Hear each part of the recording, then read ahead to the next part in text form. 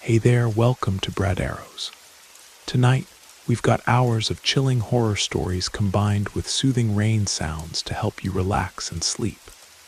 Before you drift off, leave a comment below and let us know where you're listening from and what time it is. If these stories give you chills, don't forget to like, share, and subscribe. Get cozy and let the fear take over.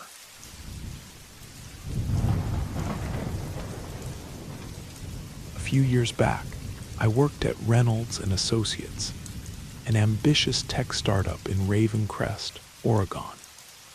Like many others chasing the corporate ladder dream, I put in countless unpaid overtime hours. The exhaustion crept up slowly but steadily. I started using my lunch breaks to catch quick naps in my car, finding quiet spots in the industrial district where abandoned warehouses cast long shadows across empty parking lots. My routine became clockwork: grab a quick sandwich, find a secluded spot, and drift off for 30 minutes. During afternoons, I would visit clients, so from lunch until evening, my supervisors assumed I was on the road. Perhaps it was slightly dishonest to sleep during work hours, but the constant overtime had left me perpetually exhausted. The company consistently ignored labor laws, and I never managed to fall into deep sleep in the car anyway.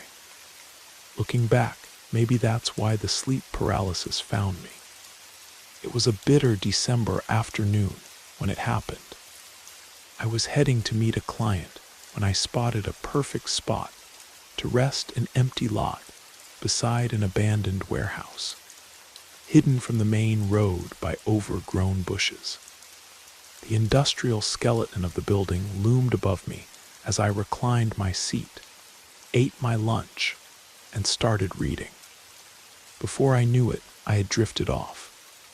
When I opened my eyes, the car's display showed 6:05, and Radiohead's haunting melodies filled the air. My first thought was, "Damn it, Michael, you overslept." I tried to adjust my seat upright, but couldn't move. My entire body felt like it was weighed down by invisible chains. The atmosphere in the car had changed. Darkness seemed to seep in from every corner. My eyes were fixed on the windshield when I noticed something dark in the upper right corner. It was a shadow shaped like a human hand. The display changed to 6:06. My eyes burned with an inexplicable pain. When I looked back at where the hand had been, there was now a shadowy head peering down at me. I couldn't make out any features. It was just a black silhouette with one hand pressed against the middle of the windshield. It stared at me.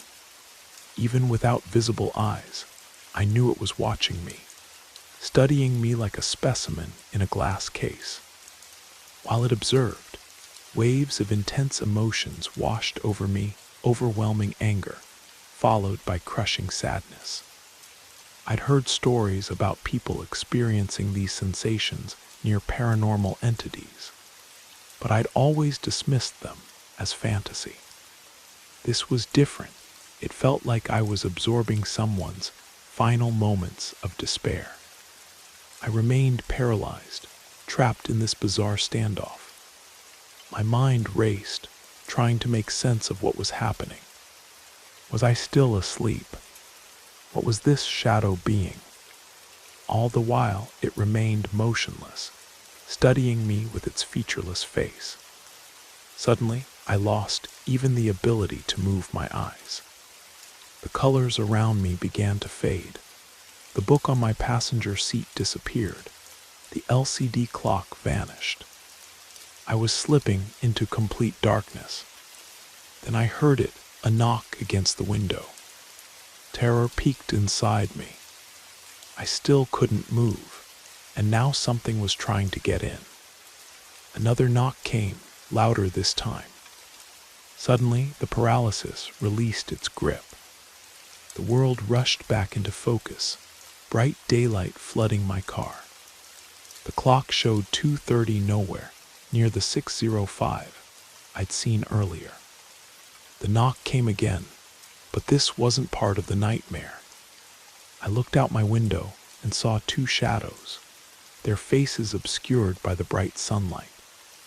I lowered the window, shielding my eyes.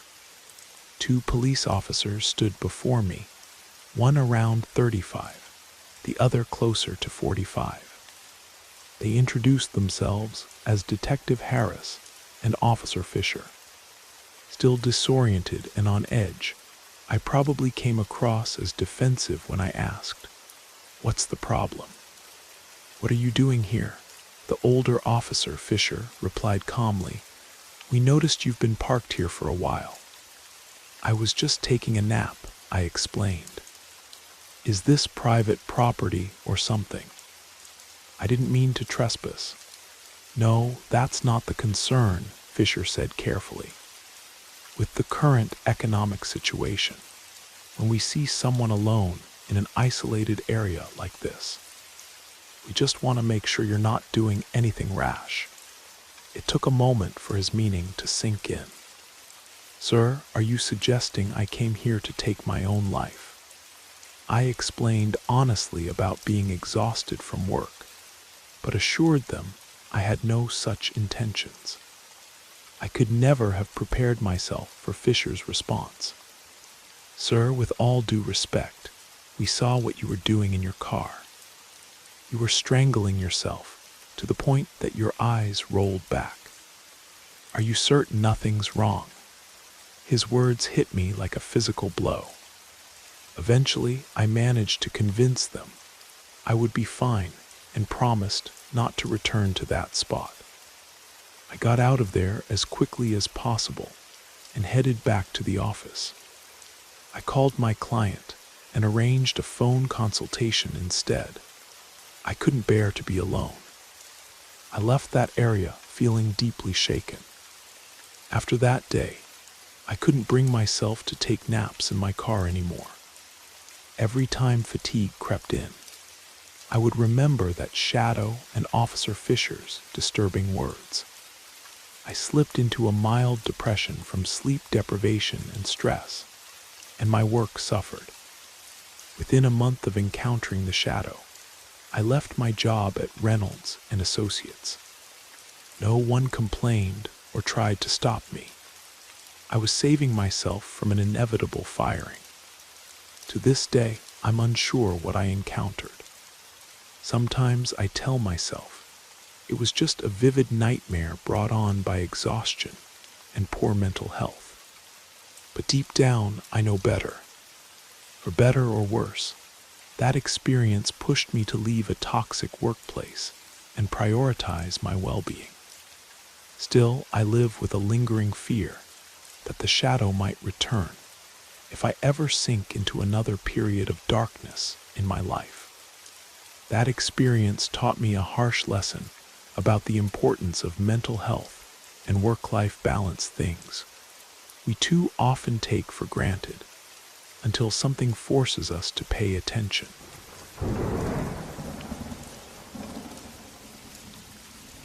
My father's closest friend, Ramesh Patel, grew up in the bustling streets of Mumbai, where ancient traditions still held strong despite the modern world's steady march forward. As a child, he lived in a small but vibrant neighborhood where the scent of incense and spices constantly filled the air, and where elderly women would sit on their porches telling stories of spirits and prophecies. Ramesh was always cautious, moving through life with careful, measured steps. This wasn't his natural disposition. It stemmed from a visit to an old fortune teller when he was just a boy. His parents had taken him to Lakshmi, a wrinkled woman with eyes that seemed to pierce through time itself. She lived in a small house filled with smoking incense and colorful fabrics, where shadows danced on the walls from flickering oil lamps. In that dim room Lakshmi had gazed into Ramesh's young eyes and spoken words that would haunt his family for decades. His soul was destined to meet its end young, claimed by water. The prophecy bound itself to his very being, wrapping around his future like an invisible thread. His parents, desperate to protect their only son, turned to ancient customs. They changed his birth name through elaborate religious ceremonies, believing this would alter his destiny. In their culture, names carried immense spiritual weight. Changing one's name was like giving the soul a new identity. They also kept him away from water in any form they could, hoping to outsmart fate itself. My father and Ramesh became friends in college, sharing dreams of leaving India for better opportunities. They planned to go first to Germany, then to America together. Both made it to Berlin, where they spent 2 years studying and working. However, halfway through their time there, Ramesh had to return to Mumbai for a family matter. My father continued alone to Boston, where he built a life and started a family. Years passed, and during a business trip back to India, he thought, I should visit my old friend. He returned to their old neighborhood, asking about Ramesh among the local shopkeepers and elderly residents. The town elder, an old man with deep wrinkles and kind eyes, delivered the news that struck like lightning. Ramesh had died 20 years earlier, at the age of 22. But it was the cause of death that made my father's blood run cold. During a sudden flood, Ramesh had seen a young child being swept away by the raging waters. Without hesitation, he had jumped in to save them. The child survived, but Ramesh was claimed by the very element that had been prophesied to take him. I've pondered this story countless times, trying to rationalize how Lakshmi could have seen this end so clearly. Not just the element of water, but the specific age, both exactly as she had predicted.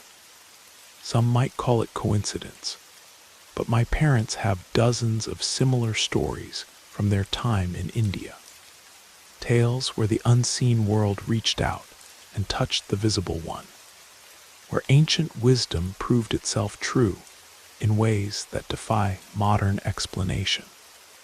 People often dismiss such stories as mere coincidence or superstition. But after hearing tale after tale, watching my parents' eyes grow distant with memory as they recount them, I've begun to wonder. Perhaps those old traditions, those ancient ways of knowing, held deeper truths than our modern minds are willing to accept. Perhaps somewhere between the incense smoke and whispered prophecies, there exists a wisdom we've forgotten how to understand.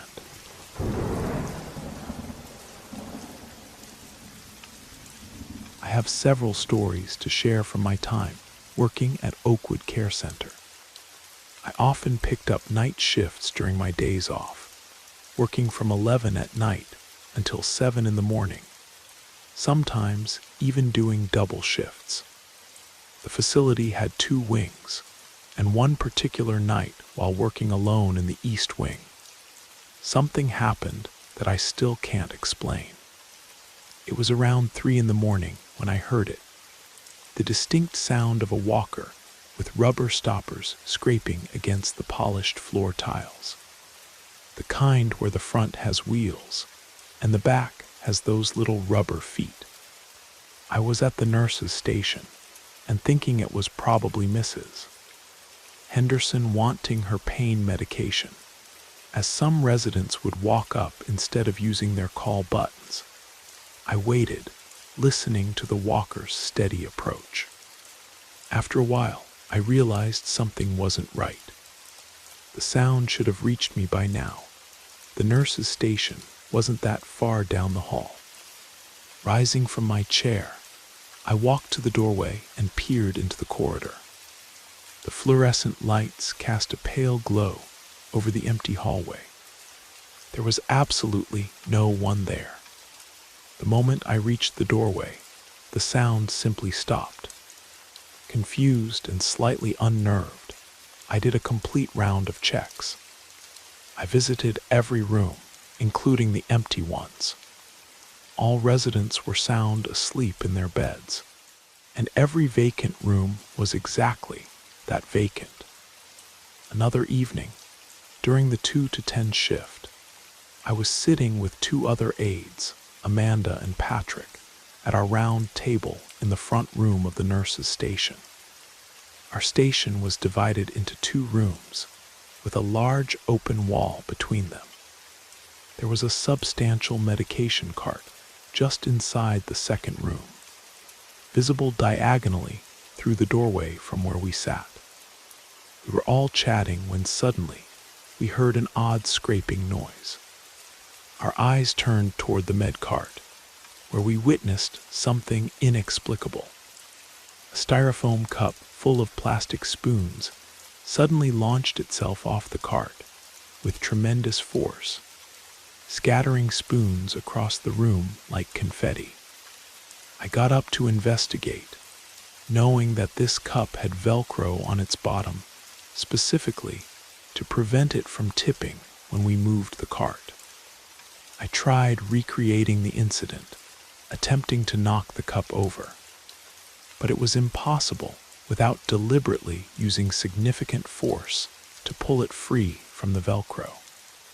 We were all rattled, and those final 20 minutes of our shift couldn't pass quickly enough. Later, I was transferred to work in a different wing. There was a room there known as the Blue Room, situated 4 doors down from the nurses' station on the same wall. One night around 10 o'clock, I was working with my colleague Jessica, nearly finished with our shift. A piano sat in the Blue Room, and suddenly it began to play. The notes were soft, as if someone were barely touching the keys. Jessica and I exchanged glances. I stood up, thinking perhaps one of our residents had wandered in, unable to sleep. They were allowed access to this room at any time. But as I approached, the piano played more quietly, until I reached the doorway and flipped on the light. The music stopped instantly. Jessica and I stayed close to each other for the remainder of our shift. During a day shift around 1 in the afternoon, something even stranger occurred. Every room in our facility had a call bell. Essentially, a light switch with a small hole containing a long, sturdy string that could reach residents' beds, chairs, or the floor in case they fell. The system required a firm pull to activate, triggering a loud ring audible throughout the hall. A lighted number board faced the nurses' station, showing which room had activated their call light. That afternoon, room 126's call light started blinking. I remember thinking that was impossible. Mr. Thompson from that room had passed away a month ago, and the room stood empty. I thought perhaps someone from maintenance was working there, or maybe one of our residents with dementia had wandered in. I approached the room and found it locked. Using my keys, I opened the door to find all the lights on and the call bell ringing. I turned off the lights and the call bell, assuming the string might have gotten caught on the small nightstand below it. The only piece of furniture left in the room after the family had donated the rest for reuse. I moved the nightstand to the opposite wall to ensure no air conditioning or heating was causing the issue, and removed the string from the bell. My supervisor, whose office was adjacent to the nurses' station, had heard the bell and asked if everything was all right. I explained what happened. Not even a minute after my explanation, the bell started ringing again. Same room, same scenario, locked door. all lights blazing despite my having turned them off, call bell ringing. This time my supervisor followed me in, looking just as unsettled as I felt. Nothing more happened that day, and we received a new admission the next morning who moved into the room. Working in healthcare, you learn to focus on the practical, the explainable. But sometimes, in those quiet hours when the halls are empty and the lights cast long shadows, you encounter things that defy explanation. Things that remind you that perhaps there's more to this world than what we can readily understand.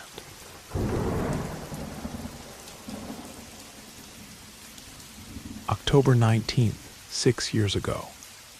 I remember the date clearly because it changed how I view the world.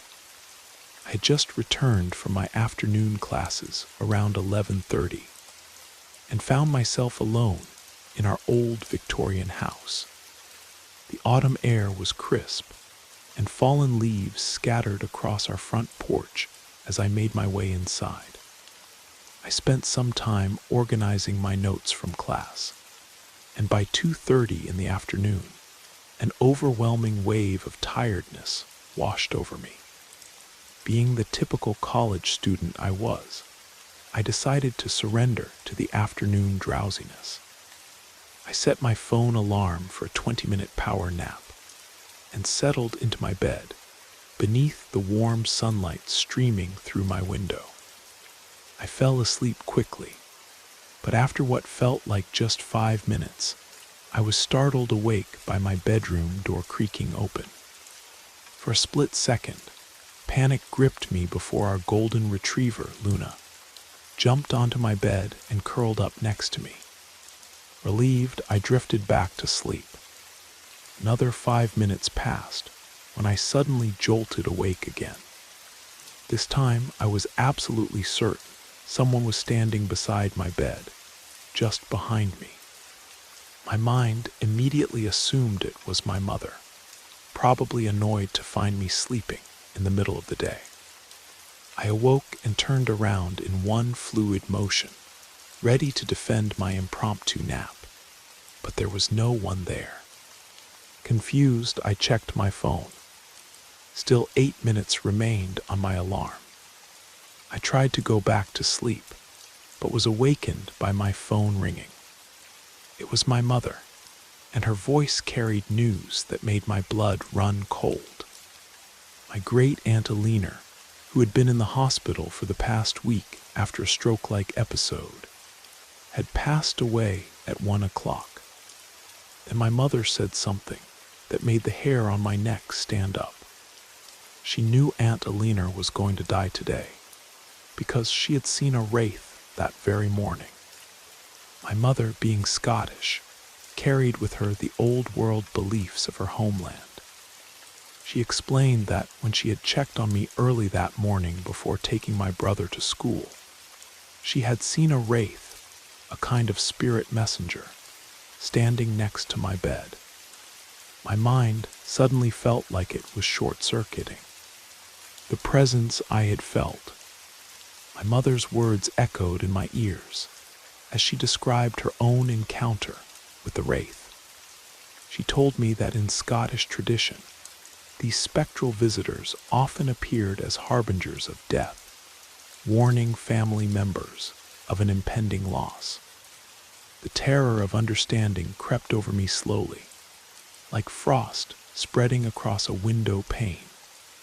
That presence I had felt wasn't just my imagination or a dream state hallucination. Something had been there, something that existed between the world of the living and the dead, marking the passing of a beloved family member. The experience shook my understanding of reality. I had always considered myself practical, rational someone who looked for logical explanations. But how could I explain this? How could my mother have seen something in my room hours before I felt its presence? Both experiences coinciding with my aunt's passing. Years later, I still find myself wondering about that afternoon, about the thin veil between life and death, and the messengers that might move between these realms. Sometimes, in quiet moments, I remember that presence beside my bed, and I wonder if perhaps there are aspects of existence that our modern minds aren't equipped to fully comprehend. My Aunt Alina used to tell me that there was more mystery in the world than we could ever understand. As a teenager, I would smile politely at what I thought were just the quaint beliefs of an older generation. Now I find myself wondering if she knew more than she let on. If perhaps those old Scottish traditions my mother brought with her across the ocean carried deeper truths than I was ready to accept.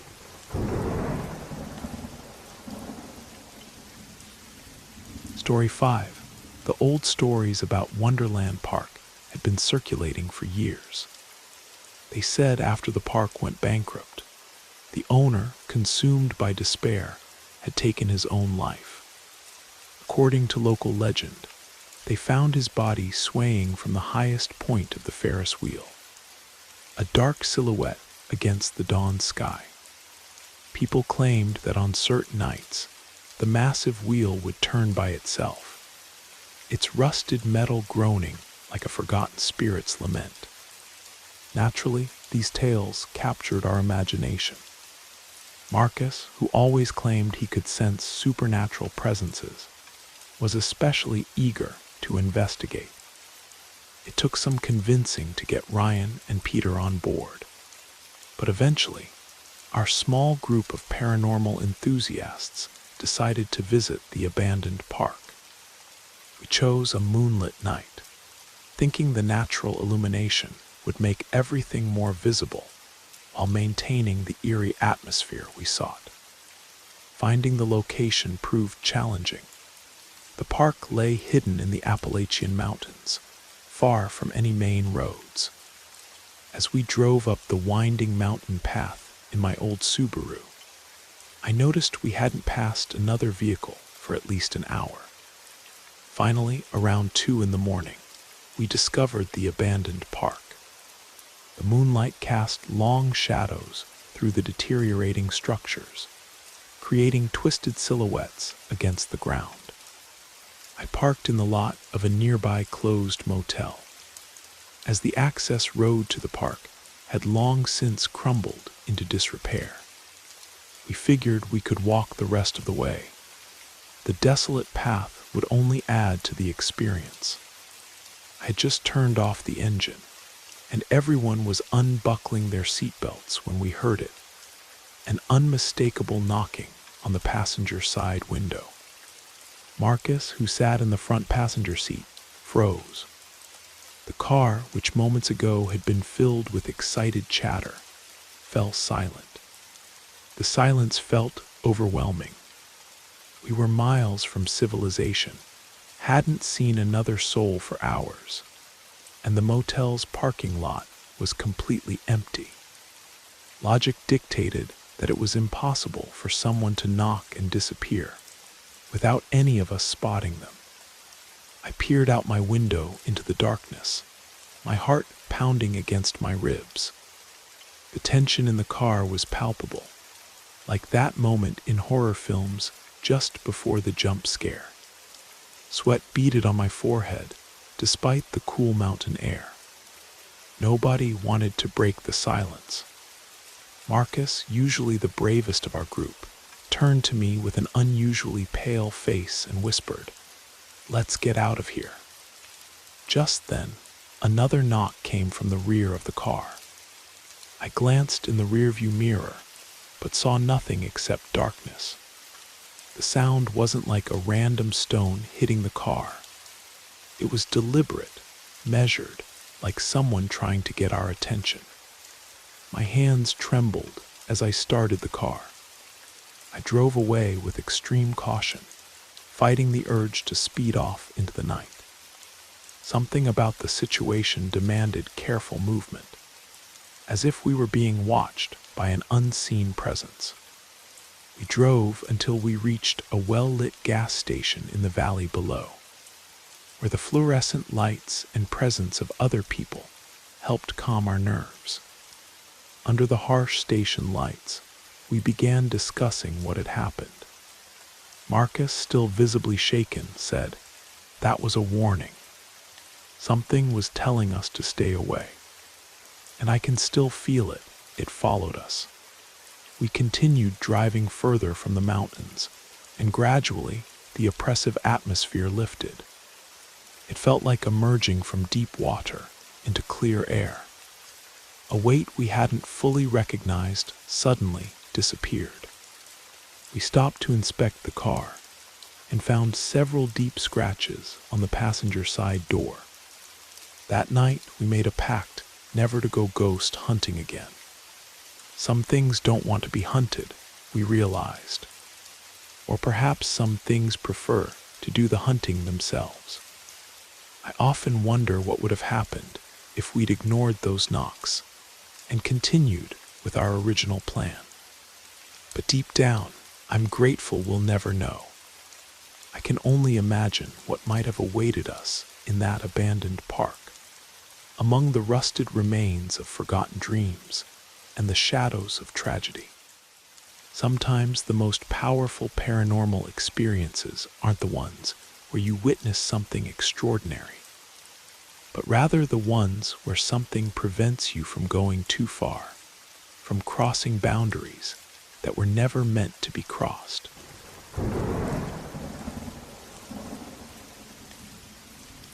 Story 6. Our family was visiting London during spring break, and we decided to explore the Imperial War Museum. The massive building stood imposing against the gray London sky, its walls holding centuries of history within. Our two boys, Nathan and Oliver, ages 6 and 7, were excited about seeing the vintage aircraft and tanks displayed outside. The museum housed a special Holocaust exhibition on the 3rd floor. Given the sensitive nature of the content, we decided our boys were too young for that particular exhibit. While my husband Thomas went to view it, I stayed outside with the children, trying to keep them entertained in the waiting area. We sat on a bench near the exhibition entrance when suddenly Nathan, my younger son, looked up with concern in his eyes. "Mommy, why is the lady crying?" he asked. At first, Oliver and I didn't hear anything, but then it reached us, a high-pitched keening sound that seemed to float through the air. It was unlike anything I'd ever heard before, ghostly and heartbreaking. The building had an atrium-style architecture, with sounds typically bouncing off the marble floors and concrete walls. I tried to rationalize that the acoustics were playing tricks on us, creating this eerie effect. There were easily over 100 visitors that day, their voices echoing throughout the space. But this crying sound seemed to rise above everything else, cutting through the ambient noise like a knife through silk. The sound wasn't constant, but when it came, it made my skin crawl. I found myself scanning the crowd, trying to spot anyone else reacting to this strange noise. But everyone else seemed oblivious, going about their museum visit as normal. Nathan was becoming increasingly agitated. "Mommy, she won't stop crying," he whispered, his small hand gripping mine tightly. The atmosphere felt heavy, almost oppressive, despite the spacious surroundings. When Nathan mentioned needing the bathroom, I seized the opportunity to move away from that spot. We hurried to find facilities on the 3rd floor, eventually discovering a back office, where a kind staff member let us use their private bathroom. The moment we entered that back area, something changed. The air felt dense, charged with an energy I couldn't explain.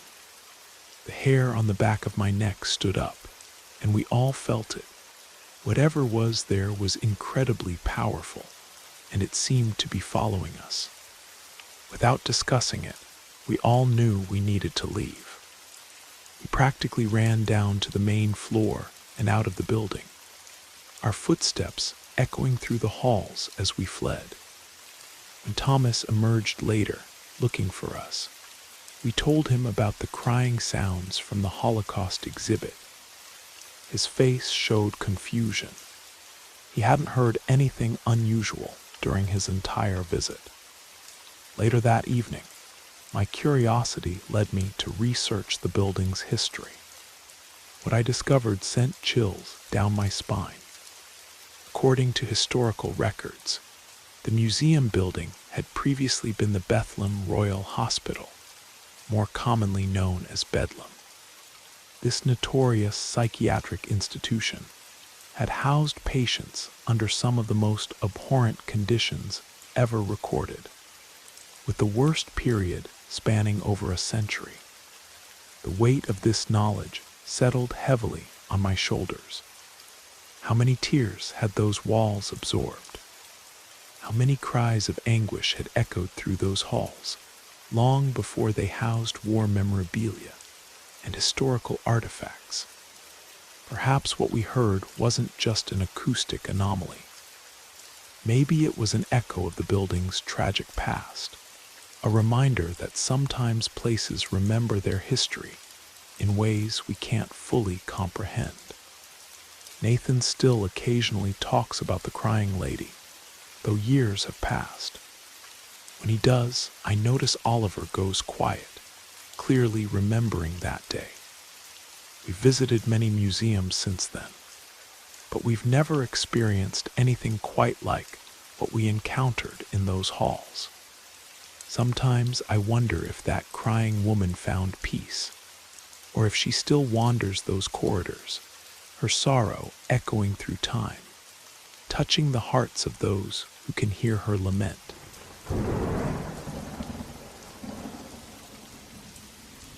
Story 7, my grandfather's passing when I was 7 years old, awakened something within me, a sensitivity to things most people couldn't perceive. For the next 3 years, whether dealing with animals or humans, death became a constant presence in my life. Looking back now, I believe some of us are simply meant to comfort those who are crossing over, whether they walk on 2 legs or 4. I've watched life leave the eyes of many beings, my beloved grandfather, numerous pets, and even strangers. But this particular experience happened when I was 10, and it shook me to my core. It started as an ordinary weekend afternoon. The phone rang, and my mother answered it. I watched her face transform as she listened, tears welling up in her eyes. She told me to get in the car, and we drove to my cousin's house. The family that still lived Father Tom, Mother Charlotte, son Timothy, and daughter Marie. Timothy was the oldest child, and Marie was around 14. Their father worked as a farmer, and typically, Timothy would join him in the fields while Charlotte and Marie stayed at home. That particular day, while father and son were out working the land, a stranger appeared at their house. He had likely walked from the nearby interstate. What happened next was the stuff of nightmares. The stranger murdered Charlotte, then assaulted and killed Marie before disappearing. Timothy and his father returned home for lunch, only to discover the unthinkable. The father was my mother's first cousin, and they had always been close. My mother's first instinct was to go to them, to try and offer whatever comfort she could. When we arrived, we had to park in the field because emergency vehicles and police tape surrounded the property. I rolled down my window slightly, and immediately an overwhelming taste of copper filled my mouth. The air itself seemed thick with the metallic scent of blood. My mother told me to stay in the car, explaining she needed to see her cousin. She locked the doors and made me promise not to speak to anyone or leave the vehicle.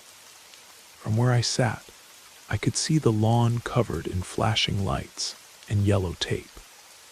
The ambulance hadn't departed yet. My mother embraced her cousin while he sobbed. Timothy stood with a police officer, but his eyes remained fixed on the front door, vacant and unseeing.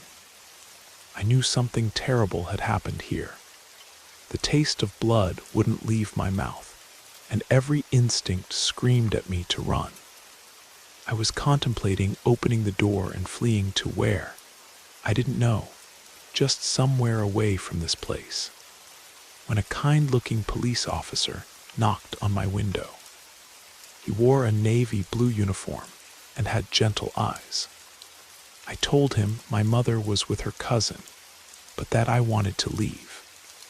He opened the door and crouched down, speaking with me softly.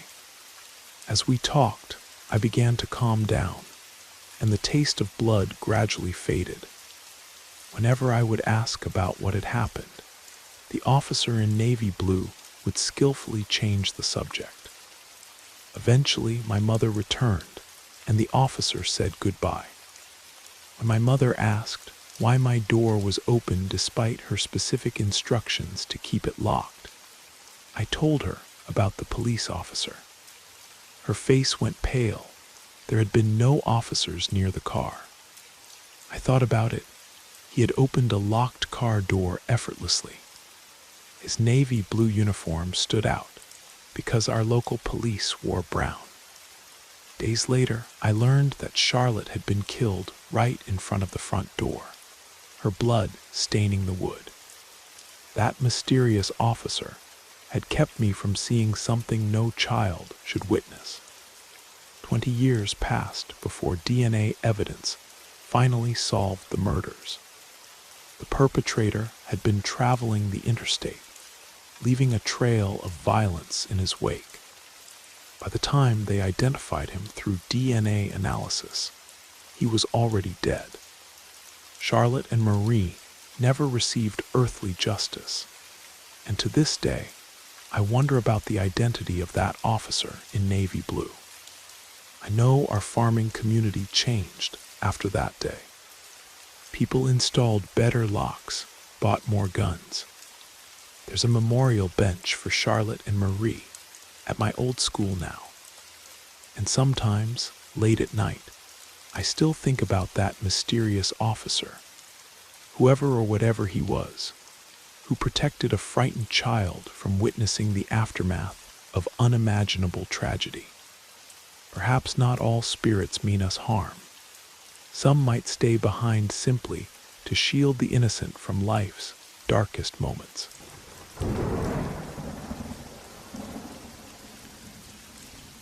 I'm 27 now, but it's been years since I last spent the night at the Wilsons' house next door.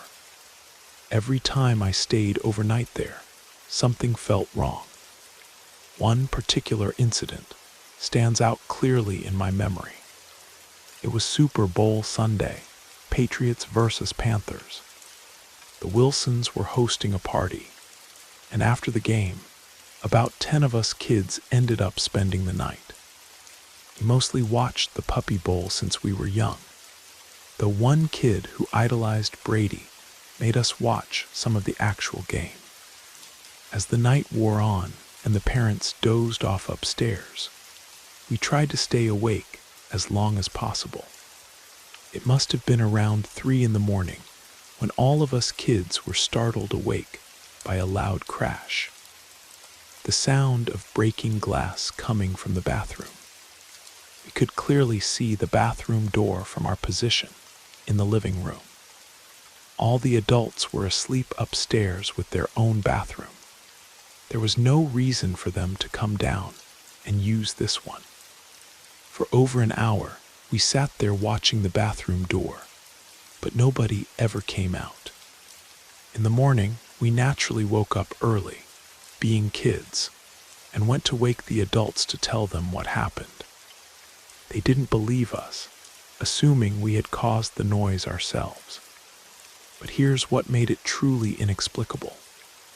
The bathroom had a specific layout: sink immediately to your right when you entered, with a mirror above it. And above that, a shelf with a lip designed to prevent items from falling off.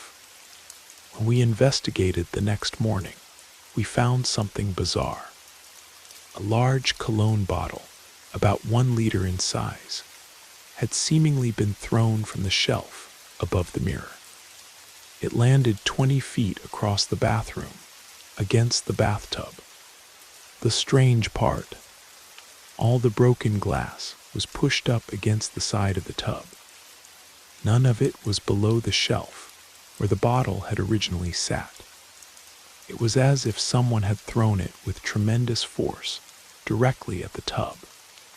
There was a window in the bathroom, but it was so small even a squirrel couldn't have squeezed through. This wasn't the last strange occurrence. A year later, the family went to Panama, and I was asked to care for their gerbils. The first time I entered their empty house alone, something felt different.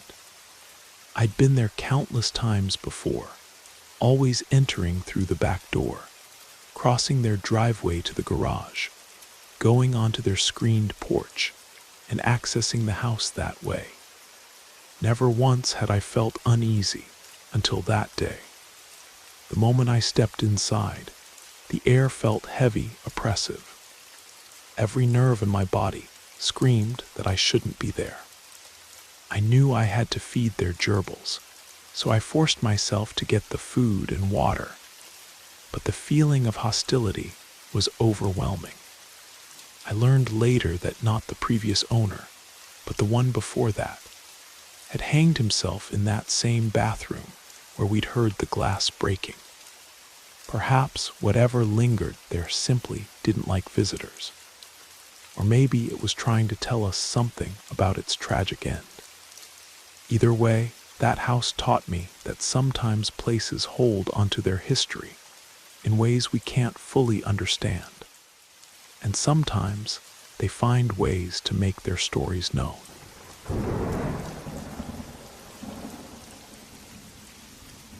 My father passed away this past December. We were close, and his absence still leaves an aching void in my life. He was a retired Navy captain, an avid birdwatcher, a notorious practical joker, and an incredible cook who insisted on putting fresh cracked pepper on absolutely everything. After his passing, I went to his farmhouse to maintain the property and care for his animals until they could be rehomed. His 2 aging dogs and small flock of chickens needed daily attention. One afternoon, my stepbrother James came to keep me company. We lit a fire in the backyard pit and opened a couple of beers, trying to find some comfort in sharing memories. About 30 minutes into our conversation, something extraordinary happened. A red-tailed hawk swooped down, flying barely 5 feet above our heads. This wasn't a hunting dive. There was no prey in sight. The magnificent bird seemed to deliberately fly low, as if making sure we noticed its presence, before disappearing into the trees. My father had spent countless hours watching and photographing these very hawks. There was no doubt in my mind. This was him checking in on us. After James left, I was walking through the house when another strange incident occurred. There's a back door that leads directly into the kitchen, with a spice rack mounted beside it. As I was opening the door, a single container of black peppercorns flew off the shelf and landed about 4 feet away. Dozens of other spice containers remained undisturbed. Just the pepper, my father's favorite, made this impossible journey. I knew deep in my soul that this was also Dad. That night I poured myself a generous bourbon, and another, and another. I ended up roaring drunk, crying my eyes out, howling at the moon, and screaming into the heavens everything I wished I'd said to my father while I had the chance. The next morning, nursing a hangover, I walked into the kitchen to find one of the mouse traps balanced precariously on its edge. There was no way this could have happened naturally. Somehow, I knew Dad had heard every word of my drunken confessions. During the house cleanup, I came across my father's pride. Enjoy an antique wind-up clock he had built the casing for himself. It hadn't worked since my stepmother passed away, despite Dad, me, and my brother all attempting to fix it. It was a beautiful piece, but if it wouldn't run, we had decided to donate it to charity. I pulled it off the wall and set it on the front porch, preparing to add it to the donation pile. Suddenly, it started ticking. My wife's jaw dropped, and shivers ran down both our spines. It was Dad's way of saying, "Don't you dare give away my clock." It now hangs in my house, still keeping perfect time. The final incident happened 6 months after his passing, when we returned to the farm to bury his ashes. The next morning, as we were packing to leave, something unexpected appeared. A magnificent rooster, the exact breed my father had raised, came strutting up the long driveway. It walked straight to the section of the front yard, where Dad had buried his beloved dogs over the years. The rooster pecked around the old graves for a minute, looked directly at me, crowed once, then turned and disappeared into the cornfield. Dad was the only person within 5 miles who had ever kept that particular breed of chicken, New Hampshire Reds. I'm certain that was him, coming to say one final goodbye. These experiences have taught me that sometimes love transcends the boundary between life and death. My father, practical joker that he was, found ways to let us know he's still watching over us through his beloved hawks, his cherished pepper, his handcrafted clock, and even a mysterious rooster appearing exactly where it needed to be. Sometimes the most convincing evidence of the supernatural isn't in dramatic manifestations, but in these small, perfectly tailored messages that could only come from someone who truly knows us.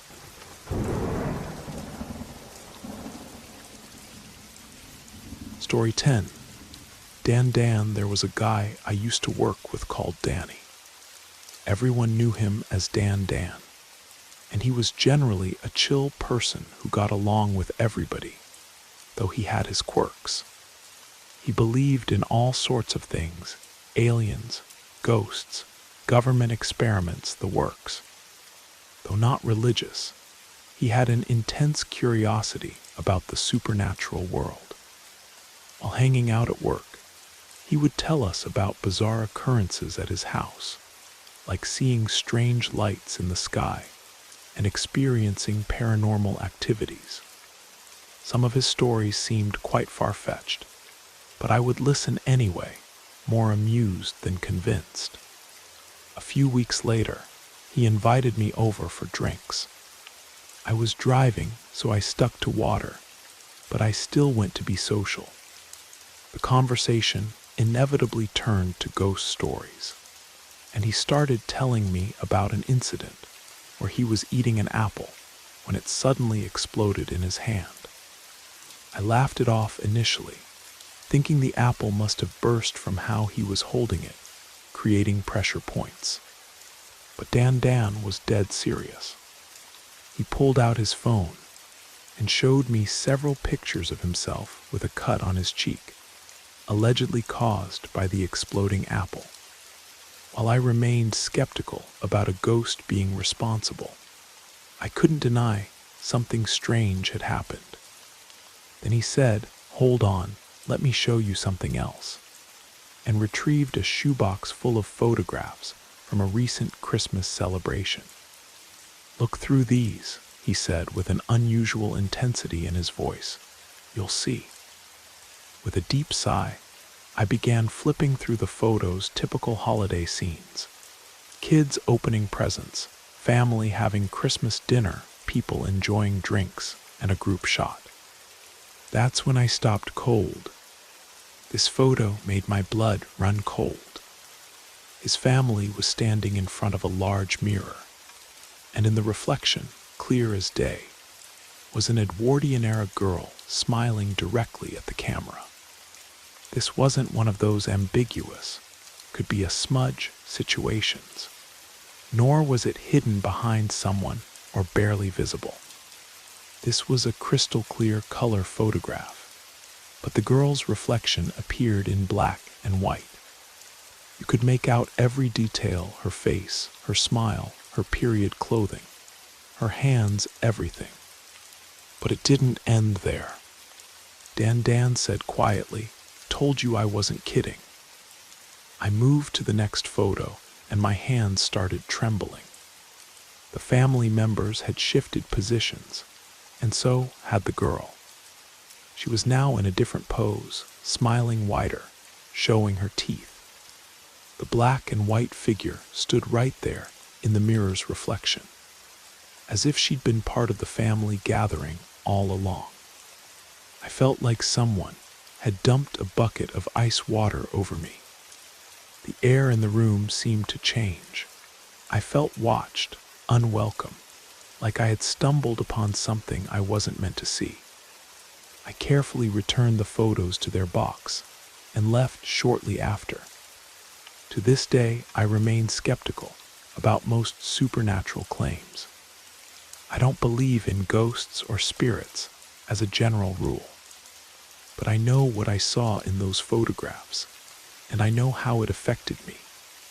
That experience shook me to my core. Sometimes I still think about those Christmas photos, about that Edwardian girl with her knowing smile, about how she moved between shots as if she were just another party guest. It makes me question everything I thought I knew about reality. While I may not believe in ghosts, I can't explain what I saw that day in Dan's living room. And perhaps that's the most unsettling part of all, knowing that some things in this world simply defy rational explanation.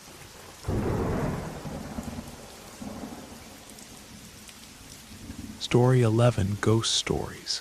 When I was a kid, probably between 10 and 12, there was this boy named Patrick living in my neighborhood, 4 years my senior.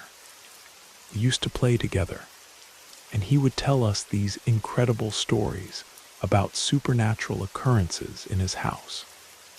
He claimed to see strange fires appearing in certain areas of his home, which only stopped after his grandfather had some religious rituals performed there. Back then, I never believed him. Several years later, we had all grown up, and tragedy struck Patrick's family. His mother accidentally caught fire in the kitchen. Patrick's older brother tried to save her, suffering severe burns on his hands in the process. Nobody could explain how the fire started. After spending 2 or 3 days in the hospital, she passed away. At the time, we had completely forgotten about those childhood stories of mysterious fires. Later that year, a group of us friends were taking a late-night walk, sharing ghost stories and trying to scare each other. Patrick remained unusually quiet throughout, just listening. Suddenly, he broke his silence. "Do you remember when I told you about seeing fires in my house?" he said softly. "See how my mom died?" The weight of that connection hit us all like a physical blow. In that same neighborhood, another friend of mine, Thomas, lived with his family. His father struggled with alcoholism, bringing all the typical hardships that come with that disease into their lives. They lived in poverty, though I should mention that Thomas has since overcome his circumstances and built a successful life through dedication and humility. During this time, his father was diagnosed with tuberculosis and hospitalized. In the apartment below, Thomas's lived a family with a mentally challenged man in his late 40s or early 50s. He rarely left his home and had never married. One morning around 5 a.m., while Thomas's father was still in the hospital, this man knocked on their door. Thomas opened it, still groggy from sleep. The man looked at him intently and said, "Why aren't you ready yet? Go get ready and visit your father for the last time." That was the day Thomas's father died in the hospital. When Thomas later told me about this incident, it sent chills down my spine. Both these stories are especially convincing because I know these guys personally. I really don't think they would fabricate something as devastating as losing a parent. What strikes me most about these experiences is their prophetic nature. In Patrick's case, those childhood visions of fire seem to foreshadow his mother's tragic death years later. With Thomas, that strange morning visitor somehow knew about his father's impending death. These stories make me wonder about the nature of reality, about whether some people can glimpse fragments of the future, or if certain events cast shadows backward through time. Patrick's ghostly fires and that mysterious neighbor's warning suggest that perhaps the boundary between past, present, and future isn't as solid as we like to believe. Sometimes I think about how different their lives might have been if they had understood these warnings for what they were. But then again, maybe that's not how these things work. Maybe these glimpses into the future aren't meant to change what's coming, but rather to help us understand that there's more to our world than what we can readily explain.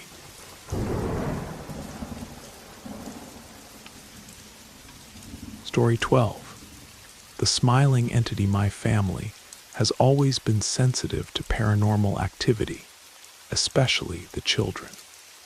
When my sister Jenny and I gained guardianship of my nephew Marcus as a newborn, everything seemed normal at first. He had no trouble sleeping alone until my dad passed away, and we had to move in with my older brother Oliver in Oklahoma. From the very first night, Marcus became terrified of the bathroom closet and refused to sleep alone. He was around 6 at the time and could somewhat articulate what he was seeing. He always referred to what he called the Smiling One, a name that still sends shivers down my spine. When we asked him to draw what he saw, what he created was disturbing. A brownish, monster-like figure with a sharp, bloody smile. Oliver also had a son, Lucas, who was much younger than Marcus. Though Lucas couldn't explain what he saw as clearly, he described it as the grinning man, and would become so terrified during his night terrors that he'd cry until he turned blue and passed out. I slept in the room nearest the bathroom and could feel an unmistakably heavy, negative energy emanating from that space. Even I, an adult, dreaded going to the bathroom alone, but I had to stay strong for the boys. It was challenging because they would often tell me something was standing right behind me when we were in there. Those bathroom trips became lightning-fast affairs. Marcus is 13 now and doesn't remember the smiling entity, only the stories we've told him. However, he still sees shadow people and hears whispers at night. My sister Jenny later had a daughter, Lily, who experienced similar terrors in their own house. Ironically, they also felt an evil presence near their bathroom at the end of the hallway. Jenny wouldn't use the bathroom alone, and neither would her 2-year-old daughter. Jenny is deeply religious and would pray every night, but it didn't help. Lily would suddenly start crying while playing and point at empty space, saying, "Walter, Walter." We didn't know anyone by that name, and this went on for months. The situation reached its terrifying peak one night while they were sleeping. Jenny awoke to see Lily's legs being lifted by an invisible force, as if something was trying to hang her upside down. My sister grabbed her daughter and ran to the living room, where they prayed until morning. They moved out shortly after, and later discovered that a man had died in that home information the landlord had conveniently omitted. More recently, my own daughter experienced something chilling. One night she got up to use the bathroom, a normal occurrence. Suddenly she came flying back to our room, crying hysterically. She said she'd seen a man with part of his body missing. Now she too refuses to go to the bathroom alone at night. She later told me that while she was sitting on the toilet, a hand had reached around the shower door and tried to grab her dress, attempting to pull her in. The toilet and shower were unnervingly close to each other, making her story even more disturbing. But amidst all these frightening experiences, there's one comforting story. My beloved Aunt Rachel from my mom's side fell ill in 2016. She lived in Texas while we were in Oklahoma. We visited her in March when my daughter had just turned 2. Since we lived so far apart, Aunt Rachel had only seen my daughter once when she was a baby. During this visit, Aunt Rachel was so sick she didn't want the children to see her in that condition, not wanting this to be their last memory of her. Shortly after we returned to Oklahoma, she passed away. Sometime later, my daughter was looking at family photos with my mom, pointing at different pictures and asking who each person was. Suddenly, she pointed at an empty doorway leading to a dark hallway and said, "And that's Rachel, right?" Then she gave a shy wave. Remember, my daughter had no memories of Rachel alive, and we had no recent photos of her, only childhood pictures with my mom. When I was cleaning one day and my daughter was playing in her room, I called out, "Are you all right playing by yourself, honey?" She replied matter-of-factly, "I'm not alone, I'm playing with Rachel." She regularly talks about how funny and nice Rachel is, and how happy it makes her to see her. Just the other day, she said, "I'm surprised Rachel didn't come see me today. I was feeling sad." A few days later, when my mom knocked on the door, my daughter asked, "Who's that?" When I said it was Grandma, she replied, "Oh, I thought it was Rachel," and continued playing. Most of our family's paranormal experiences have been frightening, so it's comforting to know that my wonderful aunt still watches over my daughter.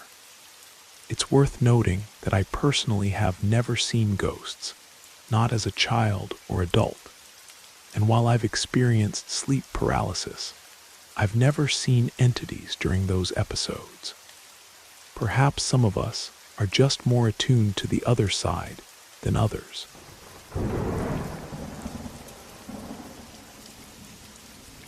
Story 13. The jungle clock. When I was 8, my sister Katie and I shared a room on the first floor of our house. Our bedroom door opened directly into the kitchen. Katie had this unique alarm clock shaped like a jungle scene, with a monkey swinging from a branch, holding the clock face. I looked at it every morning to see how much more precious sleep time I had left. One morning, around 7:20, I woke up and rolled over to check the time. Through my sleepy haze, I got the time, but then something dark moved in front of the clock. At first, I thought it was my dad, just a dark figure with no distinguishable features, like pure shadow. In my half-awake state, I didn't think much of it, assuming my tired eyes were playing tricks on me.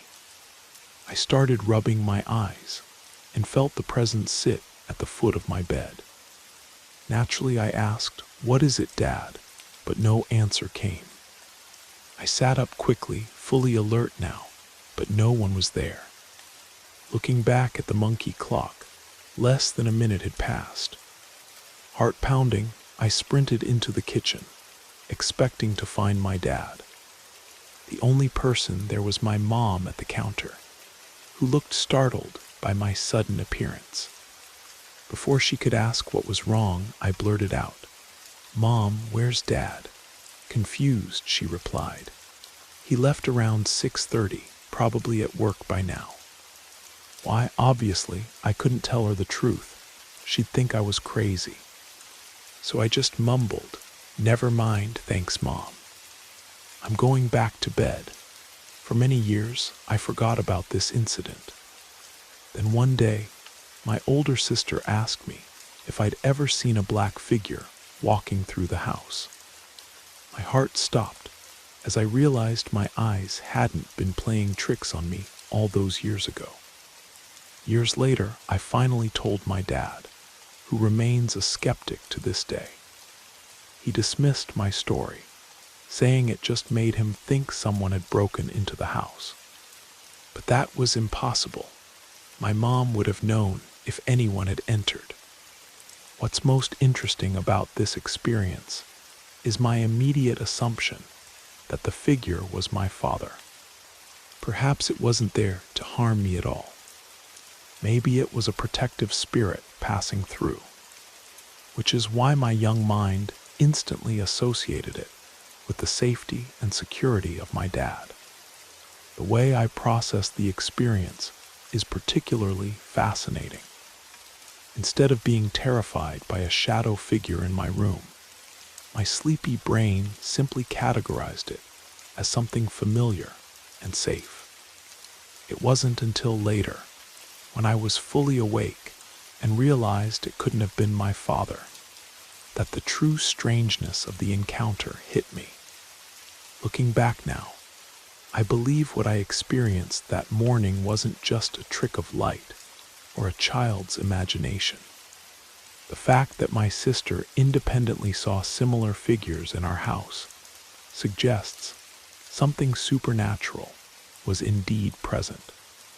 But unlike many ghost stories that focus on malevolent entities, this presence felt benign, even protective, so much so that my first instinct was to mistake it for my father. Sometimes I wonder if these entities are always as frightening as we make them out to be, or if our adult minds have simply forgotten how to accept their presence with the simple, trusting nature of a child. Perhaps that morning, half asleep and unclouded by adult skepticism, I saw the truth more clearly than I ever could now.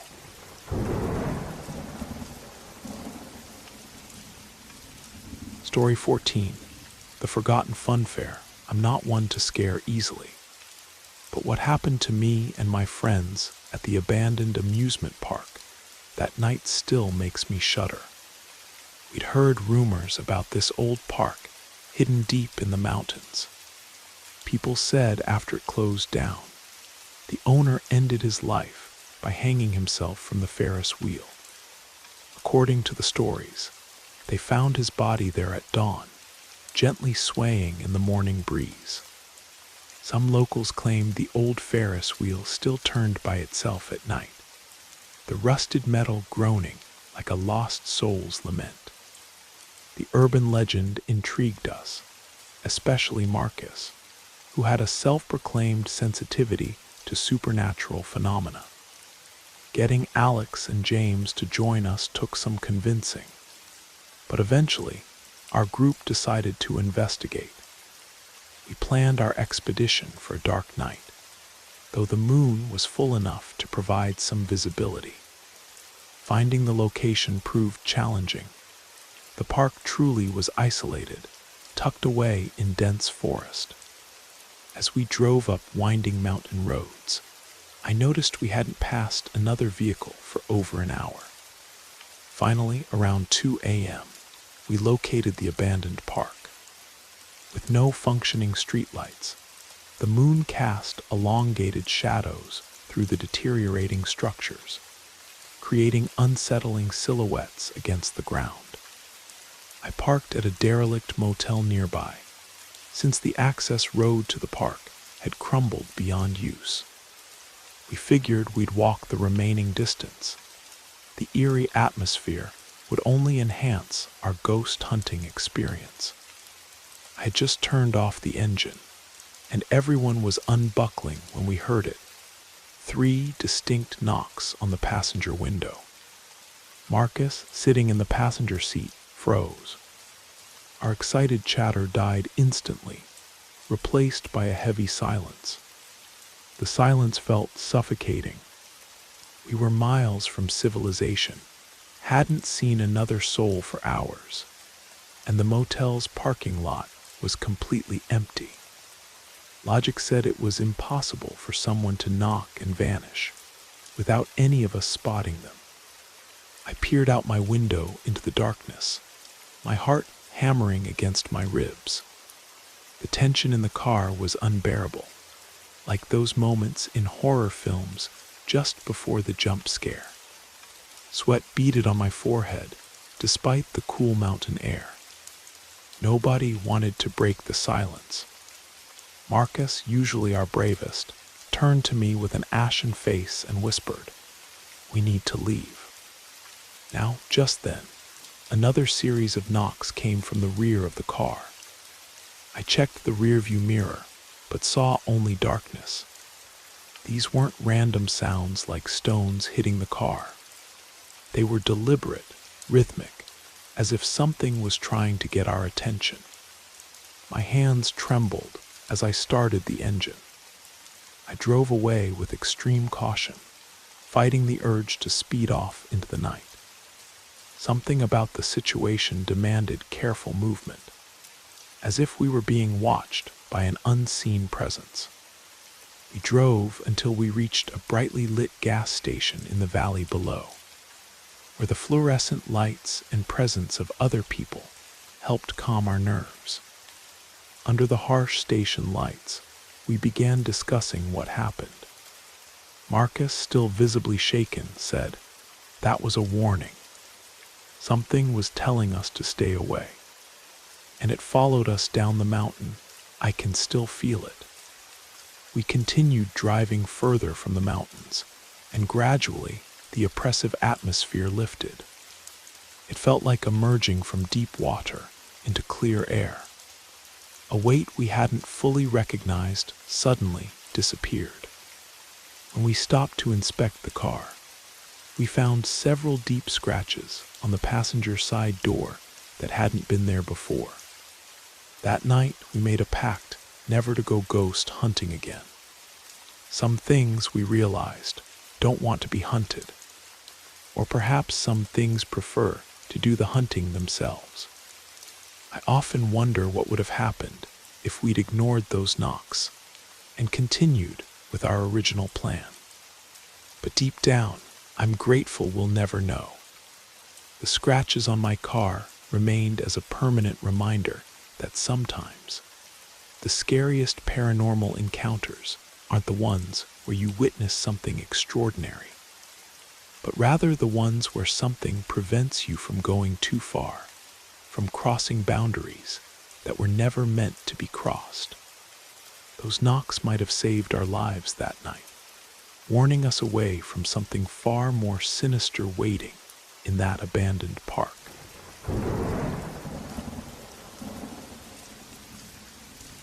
Story 15.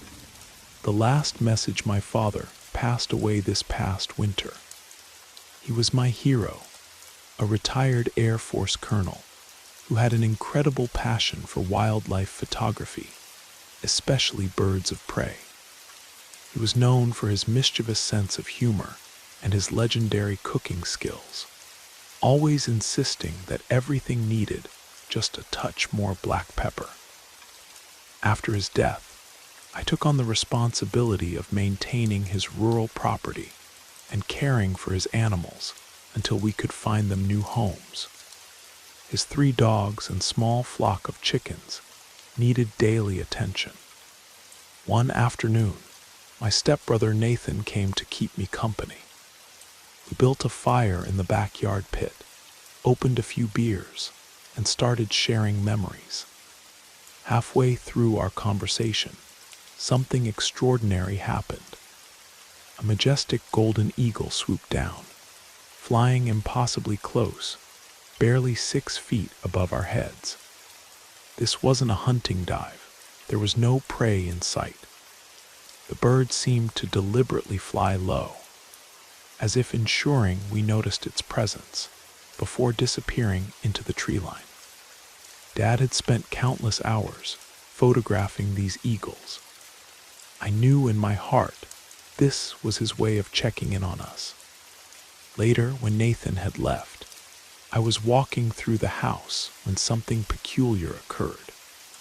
There's a back door leading directly into the kitchen, with Dad's favorite spice rack mounted beside it. As I opened the door, a single container of black peppercorns launched itself off the shelf, landing about 4 feet away. None of the other spices moved, just the pepper, Dad's signature seasoning. That night I poured myself a generous measure of Dad's favorite bourbon, then another, and another. In my drunken state, I found myself in the backyard, crying beneath the stars, howling at the moon, pouring out everything I wished I'd said to him while I had the chance.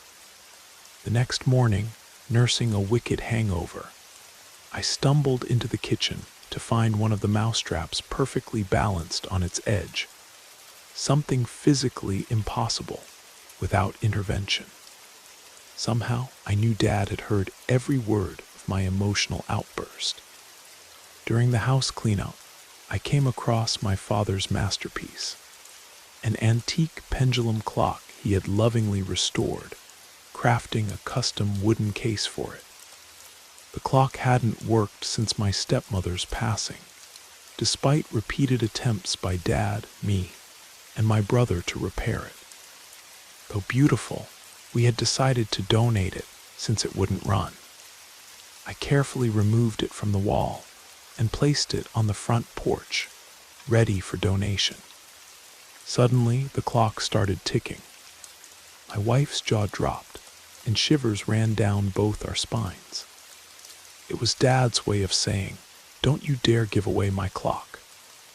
It now hangs in my living room, keeping perfect time. 6 months after his passing, we returned to the farm to scatter his ashes.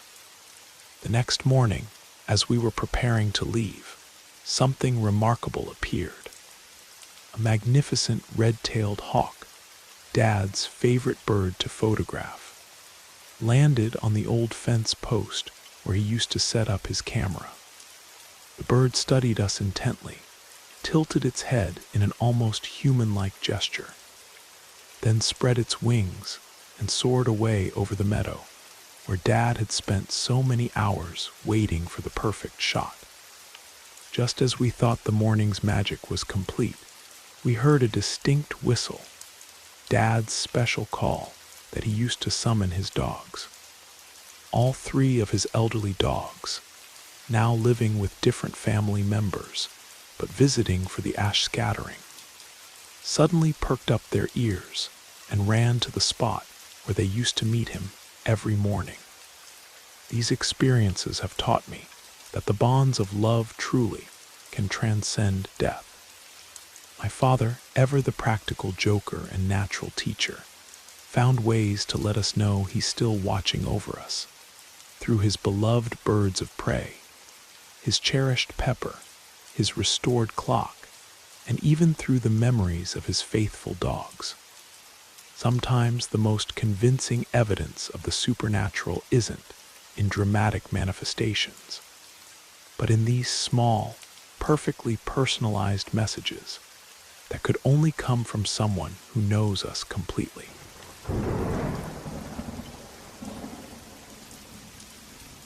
Story 16.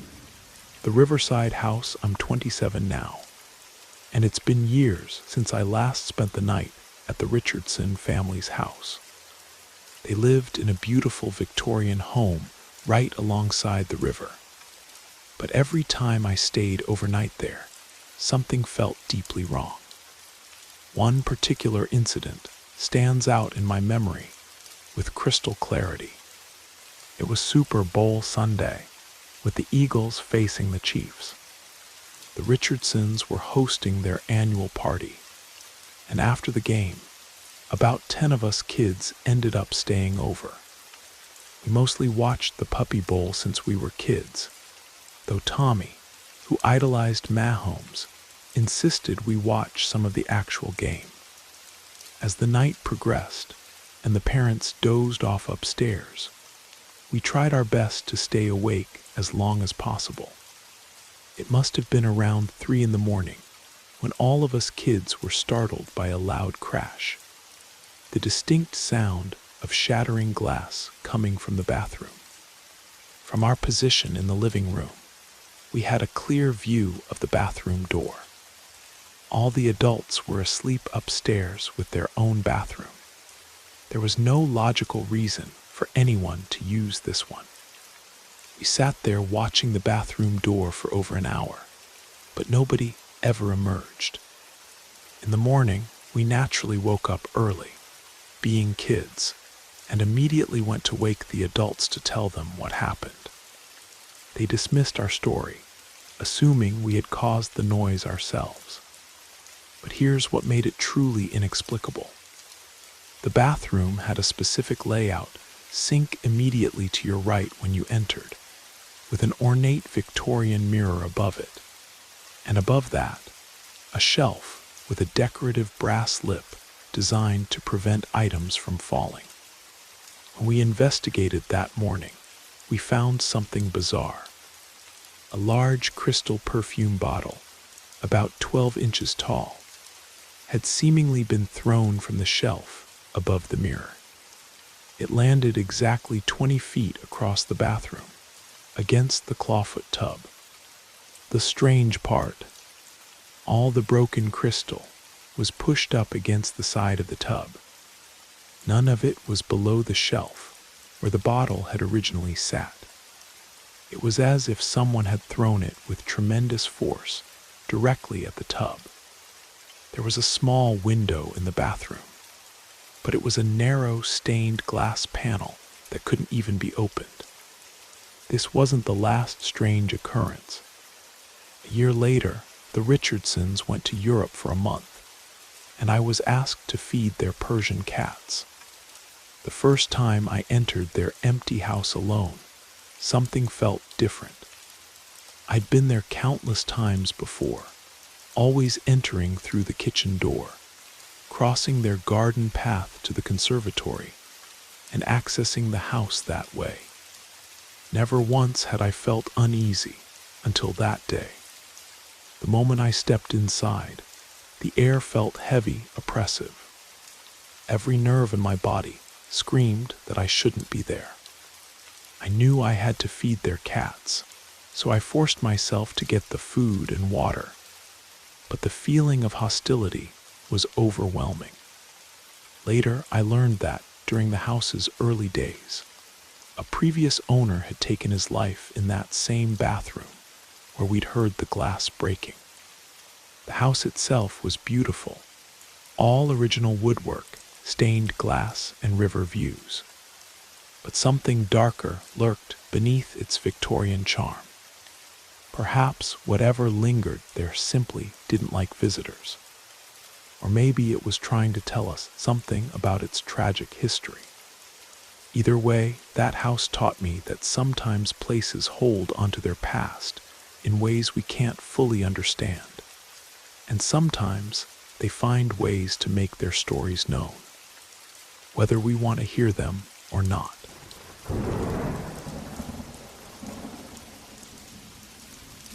Story 17. The rainforest clock. When I was 8, my sister Emma and I shared a room on the first floor of our craftsman bungalow. Our bedroom door opened directly into the kitchen. Emma had this fascinating alarm clock, a vibrant rainforest scene with a toucan perched on a branch, holding the clock face in its beak. Every morning, I'd look at that clock first thing, calculating how much more precious sleep time remained. One morning, around 7:20, I drowsily rolled over to check the time. Through my sleepy haze, I saw the time, but then something dark moved in front of the clock. At first, I assumed it was my father, just a tall, dark figure with no distinguishable features, like a shadow given form. In my half-awake state, I didn't think much of it, assuming my tired eyes were playing tricks. I started rubbing my eyes and felt the mattress sink at the foot of my bed, as if someone had sat down. Naturally, I murmured, "What's up, Dad?" But no answer came. Suddenly more alert, I sat up quickly, but no one was there. Glancing back at the toucan clock, less than a minute had passed since I first looked at it. Heart racing, I bolted into the kitchen, expecting to find my father. The only person there was my mother at the counter, startled by my sudden appearance. Before she could ask what was wrong, I blurted out, "Mom, where's Dad?" Looking puzzled, she replied, "He left around 6:30, probably halfway to Portland by now." Why, obviously, I couldn't tell her the truth. She'd think I was imagining things. So I just mumbled, "Never mind, thanks, Mom." Going back to bed, for many years, I pushed this incident to the back of my mind. Then one day, my older sister asked me if I'd ever seen a dark figure moving through the house. My blood ran cold as I realized my young eyes hadn't been playing tricks that morning after all. Years later, I finally told my father, who remains firmly skeptical. He dismissed my story, suggesting it just meant someone had broken into the house. But that was impossible. My mother would have known if anyone had entered, and our security system was always armed at night. Looking back, what fascinates me most is my immediate assumption that the figure was my father. Perhaps it wasn't there to frighten or harm me at all. Maybe it was some kind of protective presence passing through, which is why my child's mind instantly associated it with the safety and security I felt around my dad. The innocence of my reaction is particularly intriguing. Instead of being terrified by a shadow figure in my room, my sleepy brain simply categorized it as something familiar and safe. It wasn't until later, when I was fully awake and realized it couldn't have been my father, that the true strangeness of the encounter hit me. Now, decades later, I believe what I experienced that morning wasn't just a trick of light or a child's imagination. The fact that my sister independently saw similar figures in our house suggests something supernatural was indeed present. But unlike many ghost stories that focus on malevolent entities, this presence felt benign, even protective, so much so that my first instinct was to mistake it for my father. Sometimes I wonder if these entities are always as frightening as we make them out to be, or if our adult minds have simply forgotten how to accept their presence with the simple, trusting nature of a child. Perhaps that morning, half asleep and unclouded by adult skepticism, I saw the truth more clearly than I ever could now. Maybe some shadows aren't meant to frighten us.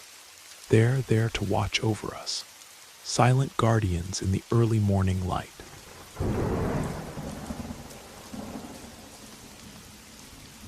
Story 18, Echoes of Warning Eye, have several stories about the unexplainable.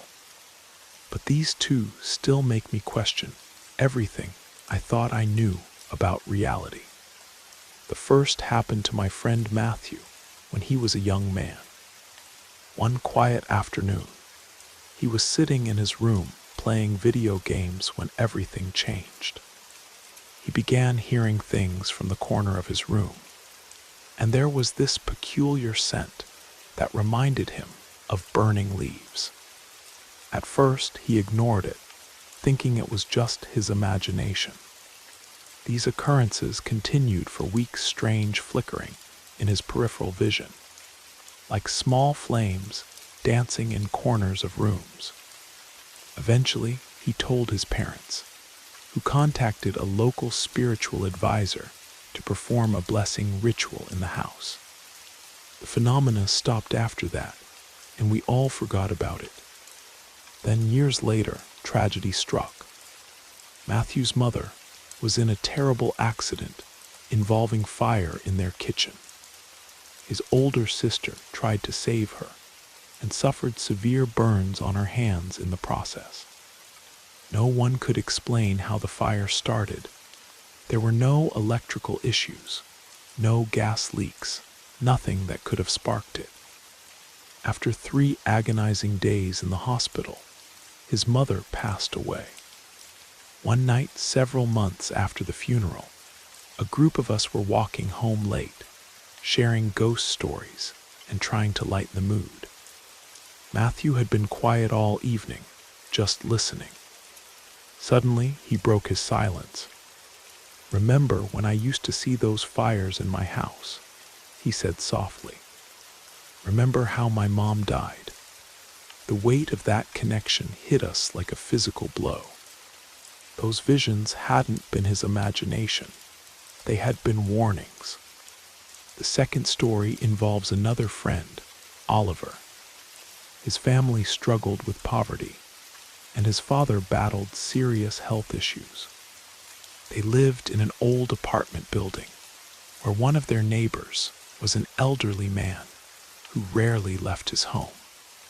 One morning at 5 a.m., while Oliver's father was in the hospital with pneumonia, this elderly neighbor knocked on their door. Oliver opened it, still groggy from sleep. The old man looked at him with strange intensity and said, "Why aren't you dressed yet? Go visit your father for the last time." That was the day Oliver's father passed away. Both stories haunt me because I know these men personally. They're not the type to fabricate stories, especially about losing their parents. What strikes me most is the prophetic nature of these experiences. In Matthew's case, those visions of fire seemed to foreshadow his mother's tragic death years later. With Oliver, that mysterious neighbor somehow knew about his father's impending death. This makes me question everything we think we know about time and reality. Were those glimpses of fire really warnings? Did that elderly neighbor have some connection to the other side? Could these tragedies have been prevented if we'd understood the signs sooner? But perhaps that's not how these warnings work. Maybe they're not meant to change what's coming, but rather to prepare us for it. Matthew's visions and the neighbor's warning suggest that sometimes the universe tries to prepare us for life's hardest moments, even if we don't understand the messages until later. The most unsettling part is knowing that these signs are out there, speaking to us in ways we might not comprehend, like echoes from the future reaching back to touch the present. They remind us that reality is far more complex and interconnected than we imagine. Sometimes the truth finds ways to reach us, even if we're not ready to understand it.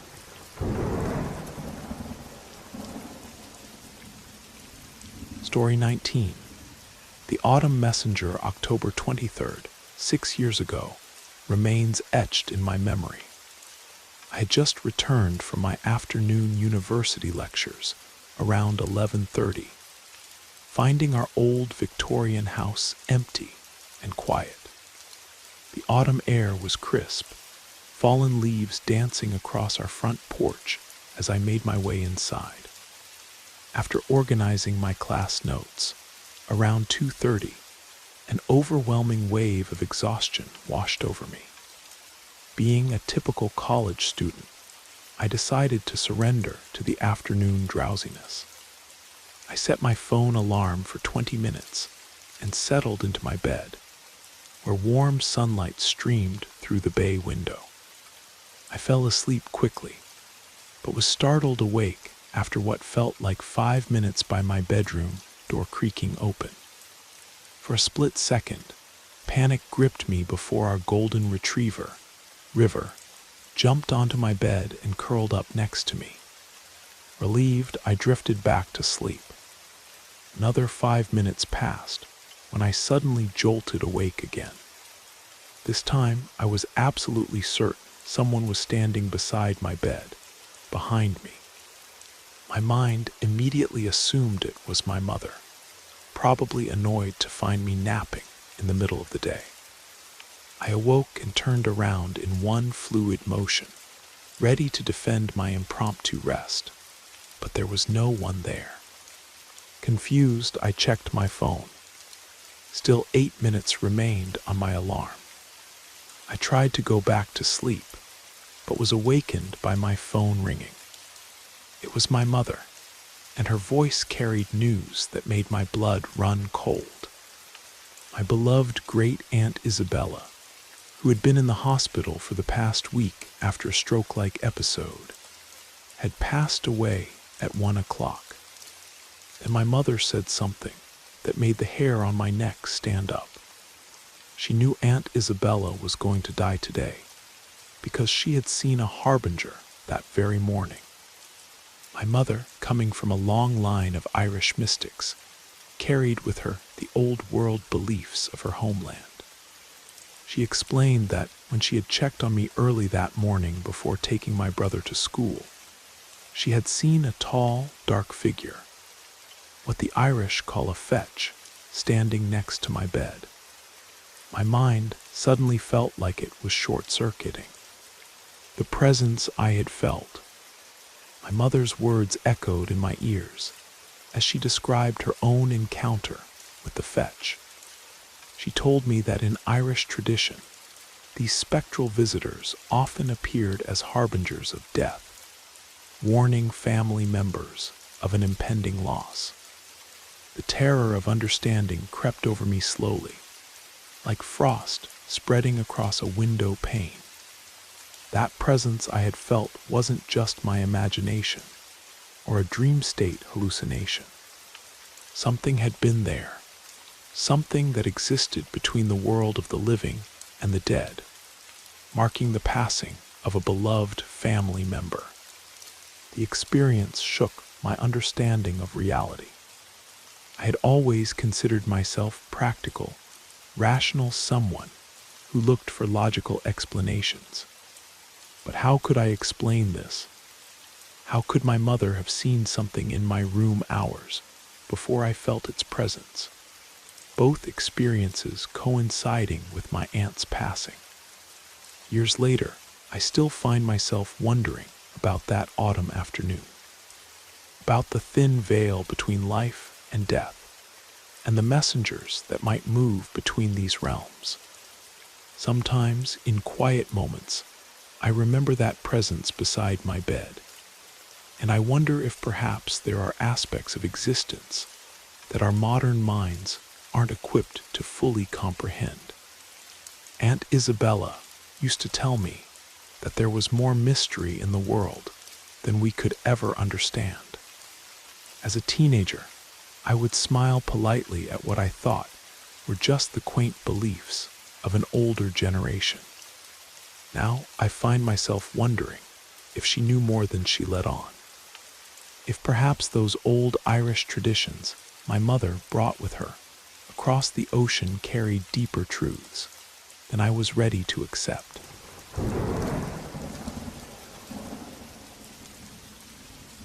Story 20. The military museum our family was touring Washington, D.C., and we decided to visit the National Military Museum. The imposing limestone building stood proud against the summer sky, its halls filled with exhibits spanning centuries of military history. Our two boys, Timothy and Andrew, aged 6 and 7, were thrilled about seeing the vintage aircraft and tanks displayed in the courtyard. The museum housed a special World War II memorial exhibition on the 3rd floor. Given the sensitive nature of the content, we decided our boys were too young for that particular exhibit. While my husband Richard went to view it, I stayed outside with the children, trying to keep them entertained in the waiting area. We sat on a wooden bench near the exhibition entrance when suddenly Timothy, my younger son, looked up with worry in his eyes. "Mommy, why is the soldier crying?" he asked.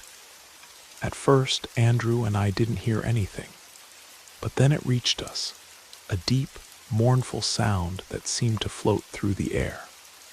It was unlike anything I'd ever heard before, a sound of pure anguish that made my skin crawl. The building had a massive rotunda, with sounds typically echoing off the marble floors and granite walls. I tried to rationalize that the acoustics were playing tricks on us, creating this eerie effect. There were easily over 200 visitors that day, their voices bouncing throughout the space. But this crying sound seemed to rise above everything else, cutting through the ambient noise like a knife. The sound wasn't constant, but when it came, it chilled me to my core. I found myself scanning the crowd, trying to spot anyone else reacting to this strange noise. But everyone else seemed oblivious, going about their museum visit as normal. Timothy became increasingly distressed. "Mommy, he won't stop crying," he whispered, clutching my hand tightly. The atmosphere felt heavy, almost oppressive despite the grand, open space around us.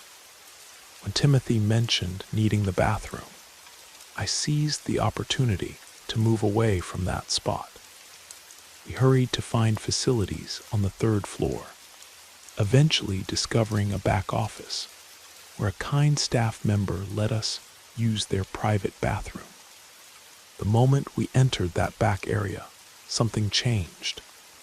The air felt dense, charged with an energy I couldn't explain. The hair on my neck stood up, and we all felt it. Whatever was there was incredibly powerful, and it seemed to be following us. Without discussing it, we all knew we needed to leave. We practically ran down to the main floor and out of the building, our footsteps echoing through the halls as we fled. When Richard emerged later, looking for us, we told him about the crying sounds from the memorial exhibit. His face showed confusion. He hadn't heard anything unusual during his entire visit. Later that evening, my curiosity led me to research the building's history. What I discovered sent chills down my spine. According to historical records, the museum building had previously served as a military hospital during World War II, treating thousands of wounded soldiers. The 3rd floor, where we had heard the crying, had been the trauma ward where the most severely injured were treated. The weight of this knowledge settled heavily on me. How many tears of pain and anguish had those walls absorbed? How many young soldiers had spent their final moments in those halls before they housed military artifacts and memorial exhibits? Perhaps what we heard wasn't just an acoustic anomaly. Maybe it was an echo of the building's tragic past, a reminder that sometimes places remember their history in ways we can't fully comprehend. Timothy still occasionally talks about the crying soldier, though years have passed. When he does, I notice Andrew goes quiet, clearly remembering that day. We've visited many museums since then, but we've never experienced anything quite like what we encountered in those halls. Sometimes I wonder if that crying soldier found peace, or if he still wanders those corridors, his sorrow echoing through time, touching the hearts of those who can hear his lament.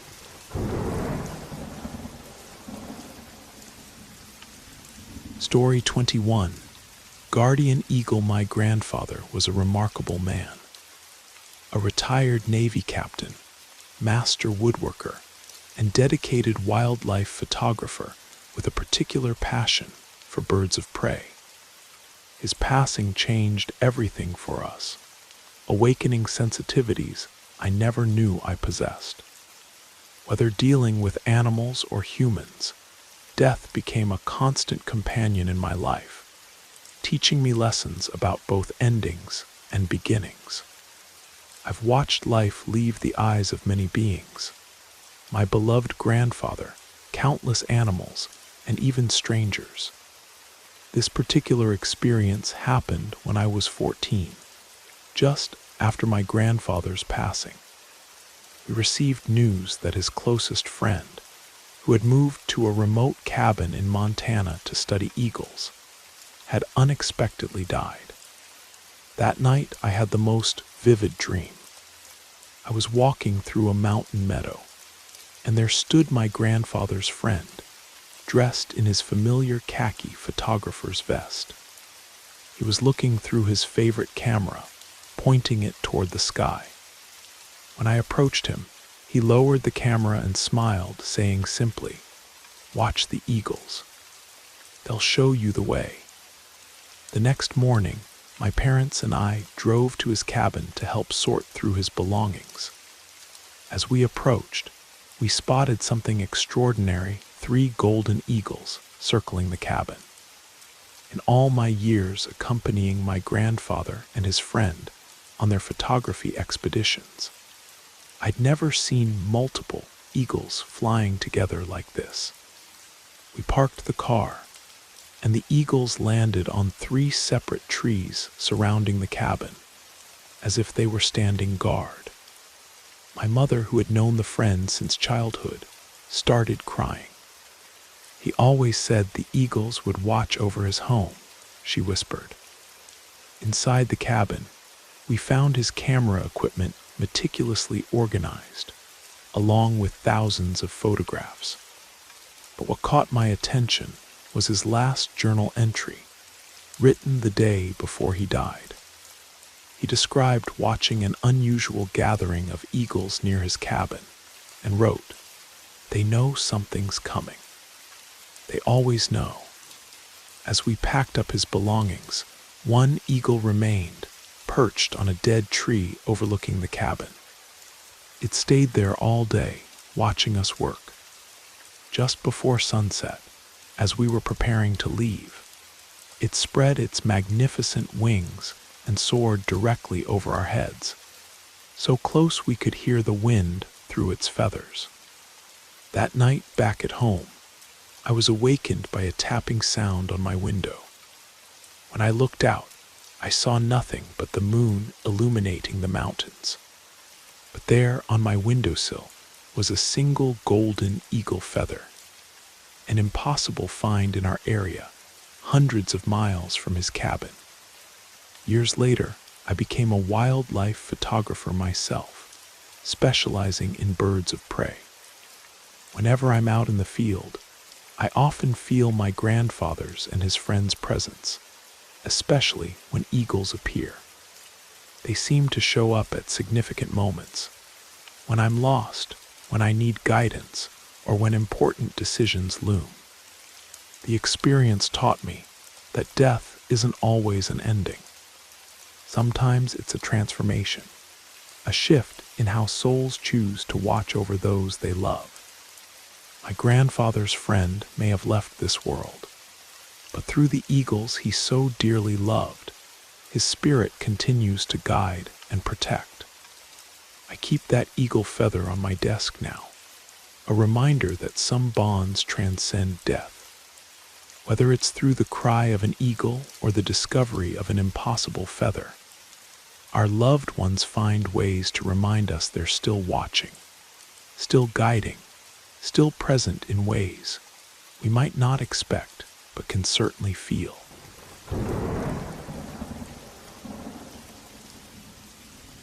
Story 22. The Spirit Pack. When I was 13, I woke up one night to the sound of wolves laughing. Living in suburban Oregon, this shouldn't have been possible. We didn't have wolves in our area. I had an 11-year-old brother who often played with the neighbors' dogs. So initially, I dismissed the sound as their nighttime antics. The laughter continued for several nights in a row.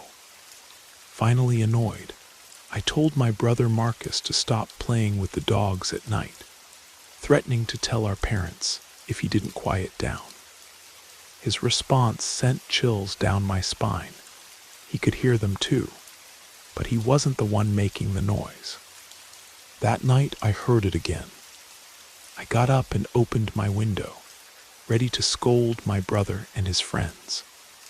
Instead, what I saw made my blood freeze. Standing in our backyard were the darkest silhouettes I'd ever seen, 4 or 5 of them, about the size of large dogs, but somehow wrong. Their shapes were too fluid, too unnatural. As soon as I screamed, they vanished into the shadows. Dad went outside to investigate, but found nothing. I heard them twice more after that. The first time, I was too terrified to look, and spent the night on the living room couch. The second time, curiosity overcame my fear, and I looked outside again. They were there, more distinct this time. Not quite wolves, not quite dogs, something in between, with forms that seemed to shift and flow like smoke. In a moment of desperate bravado, inspired by horror movies, I grabbed my mother's silver cross necklace, held it up, and shouted, "In the name of all that's holy, I command you to leave and never return." To my amazement, they actually left, though I suspect it was more because they were amused by my theatrical display than actually banished by my improvised exorcism. I could almost hear their laughter fading into the distance as they disappeared. Months later, I learned that our property had once been part of an ancient Native American trading route. Local legends spoke of spirit animals that would guide travelers through the dangerous mountain passes. Some said these spirits took the form of wolves, appearing to lost travelers at night to lead them to safety. Perhaps what I encountered weren't malevolent entities at all, but rather ancient guardians still patrolling their ancestral roots. Their laughter might not have been mocking, but rather an attempt to communicate with a young girl who could somehow sense their presence. Years later, I met an elderly Native American woman at a local historical society meeting. When I shared my story, she smiled knowingly and told me about the shadow walkers, spirit animals that appear to those who have the ability to see between worlds. According to her, their laughter is actually a blessing, a sign that they've accepted you as part of their territory. Now, whenever I hear dogs howling at night, I think back to those shadowy figures in our backyard. I wonder if they're still out there, walking their ancient paths, occasionally revealing themselves to those who can still see them. Maybe my childhood encounter wasn't something to fear after all, but rather a rare glimpse into a world that exists alongside our own world, where spirit animals still roam and ancient magics still hold power. The experience taught me that not everything supernatural is necessarily frightening.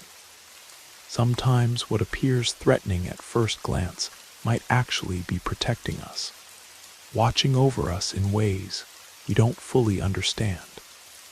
Those spectral wolves might have been guardians rather than monsters. Their laughter a reminder that the boundary between our world and the spirit world is thinner than we think.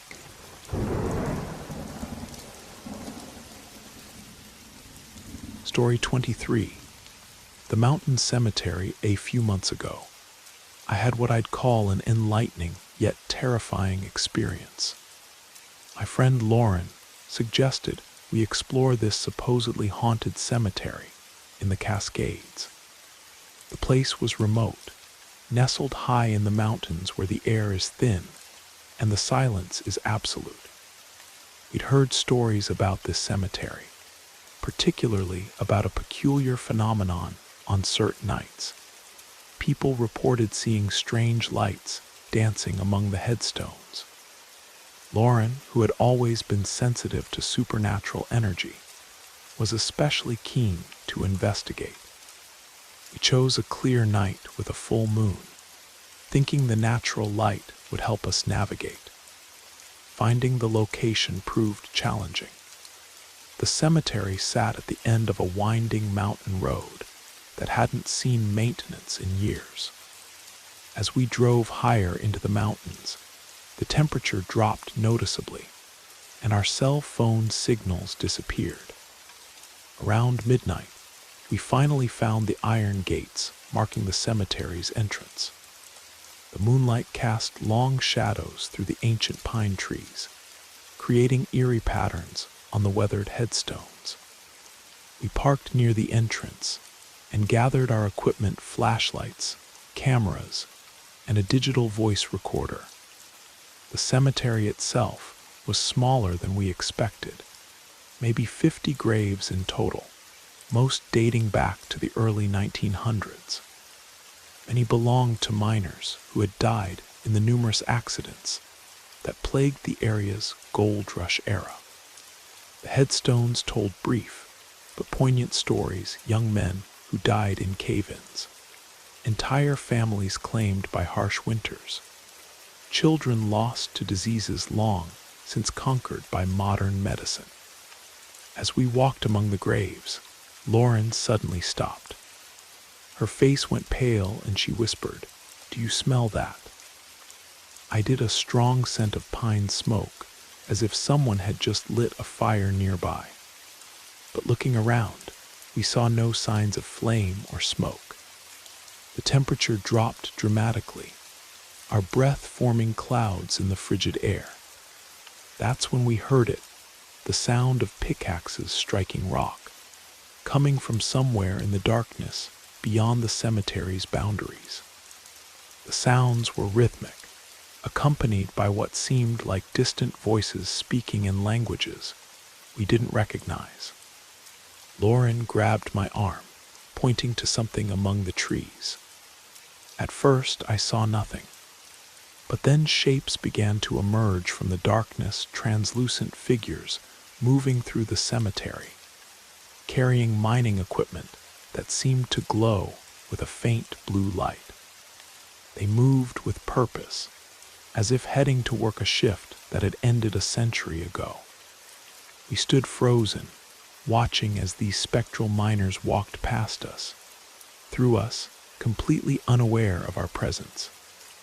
The experience wasn't frightening exactly.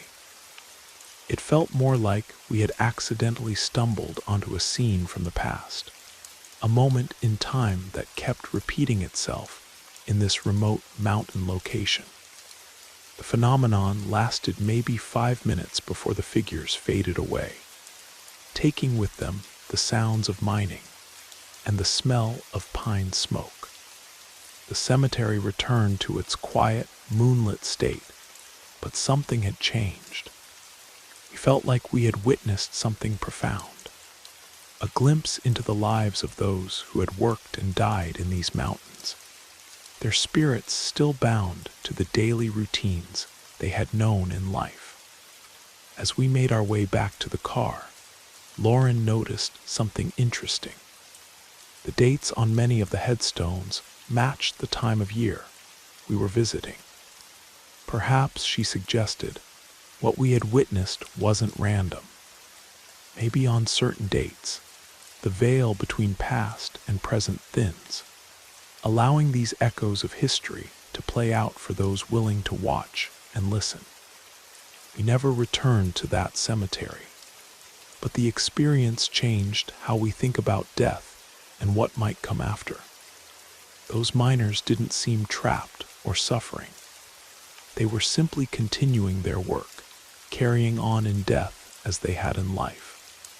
It made us wonder if perhaps some places hold onto memories so strongly that they continue to replay them, like a film loop that never ends, waiting for an audience to stumble upon their story.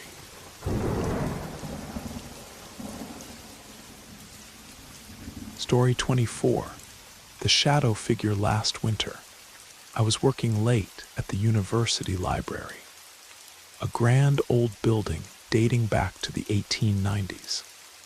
The massive reading room was nearly empty. Just me and maybe 2 other students scattered among the towering bookshelves and antique oak tables. Outside, snow fell silently, creating an almost supernatural stillness. Around 11:30, I noticed something odd. The temperature in my corner of the library dropped dramatically, to the point where I could see my breath. This seemed strange since the heating system was usually quite reliable, especially in the winter months. I was deeply focused on my research papers when movement caught my eye. At first, I thought it was just another student walking past, but when I looked up, what I saw made my heart stop. A tall, black figure stood between the bookshelves, maybe 15 feet away. It was completely dark, like a piece of night had taken human form, but somehow darker than the shadows around it. The figure didn't move like a person would. It seemed to shift and flow, as if it were made of smoke, yet maintained a distinctly human shape. What struck me most was its height.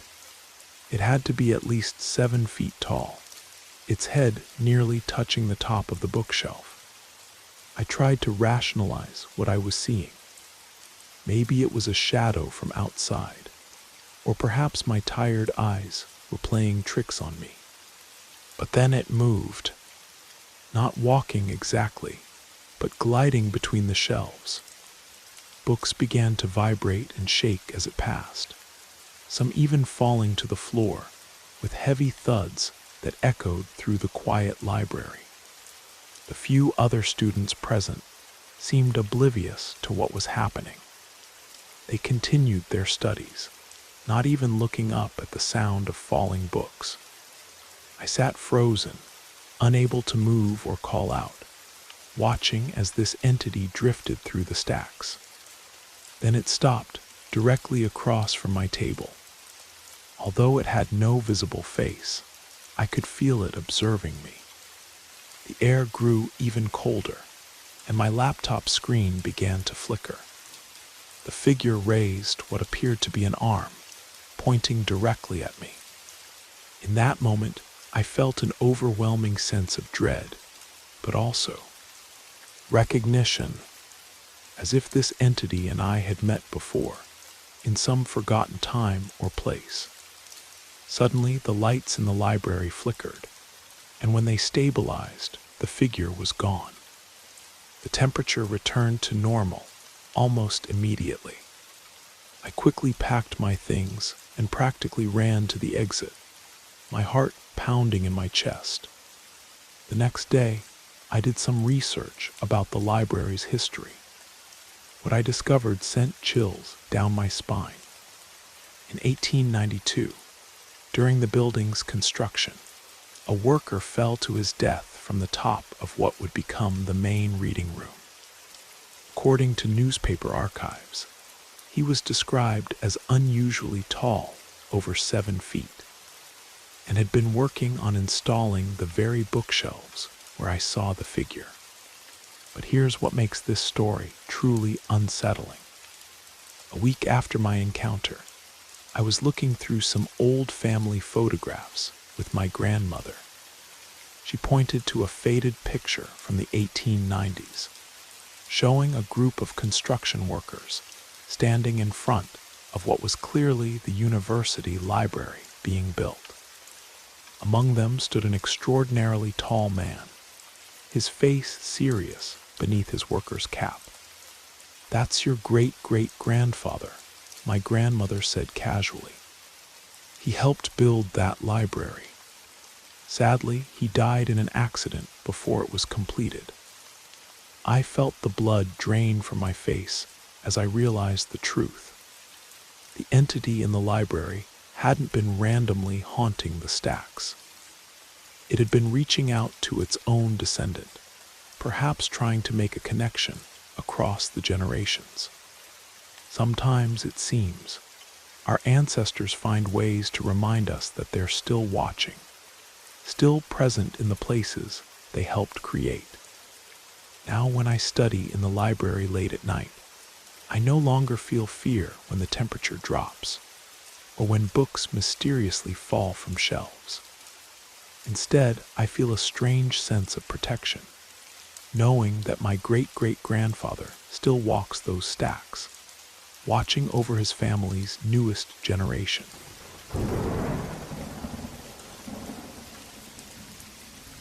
Growing up in the Blue Ridge Mountains, our family lived in an isolated cabin surrounded by ancient forest.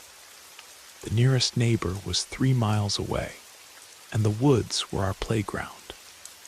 But there was something about our property that never felt quite right, especially at night.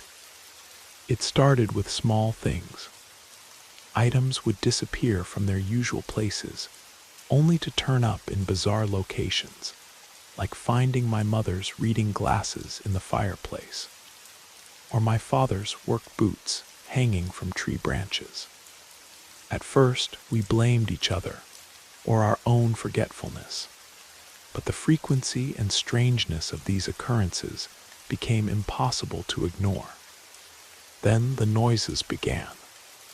Late at night, we'd hear what sounded like someone rearranging furniture in the attic. The thing is, our cabin didn't have an attic. The sounds would move across the ceiling, accompanied by heavy footsteps that made the old wooden beams creak and groan. My younger sister, Lily, started talking about the tree people. Shadowy figures, she said, she saw moving through the forest at dusk. We dismissed it as childhood imagination, until the night I saw them too. I was 16, walking back from the shed with firewood, when I noticed movement among the trees. 3 tall, impossibly thin figures weaved between the trunks, their movements fluid and inhuman. When I blinked, they vanished. The incidents escalated during the winter months. One particularly cold night, we were all sitting around the fireplace when every window in the house suddenly frosted over. Not from the outside in, but from the inside out, as if something cold was breathing on them from within our home. The patterns weren't random. They formed intricate symbols that none of us recognized. My father, ever the skeptic, finally acknowledged something was wrong when his prized hunting rifles, always kept meticulously clean and organized, were found one morning arranged in a perfect circle in the front yard, each one pointing toward the center. There was no snow on them despite the recent snowfall, and none of our footprints led to or from the circle. The local historian we consulted told us our land had once been sacred to the native tribes who lived there centuries ago. They believed the forest was home to nature spirits who acted as guardians of the land. These spirits, according to legend, would play tricks on human inhabitants to remind them they were guests in the forest's domain. Things came to a head during a severe thunderstorm. Lightning had knocked out our power, and we were huddled in the living room with candles when my sister screamed, pointing to the window. There, illuminated by lightning flashes, stood dozens of the shadow figures surrounding our cabin. They swayed in perfect unison, though there was no wind.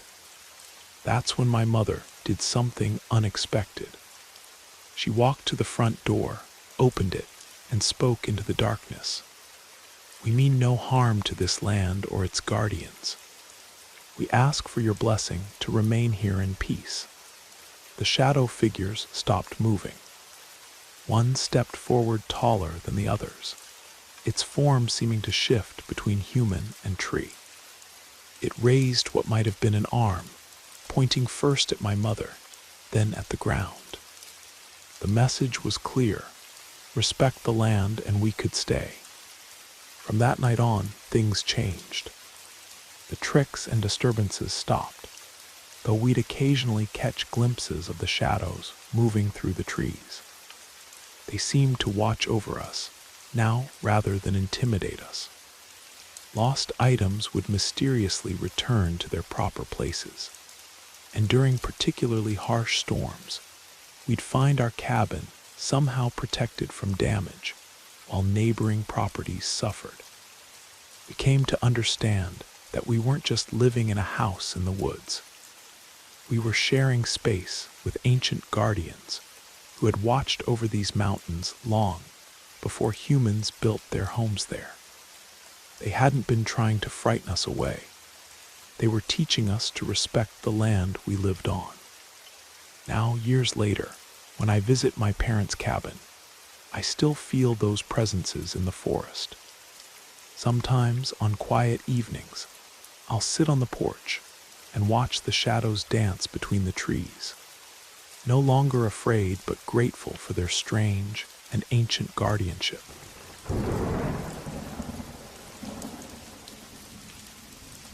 As a nurse at Riverside General for 15 years, I've seen my fair share of unusual occurrences, but nothing compares to what happens in room 412. It's not really just a room.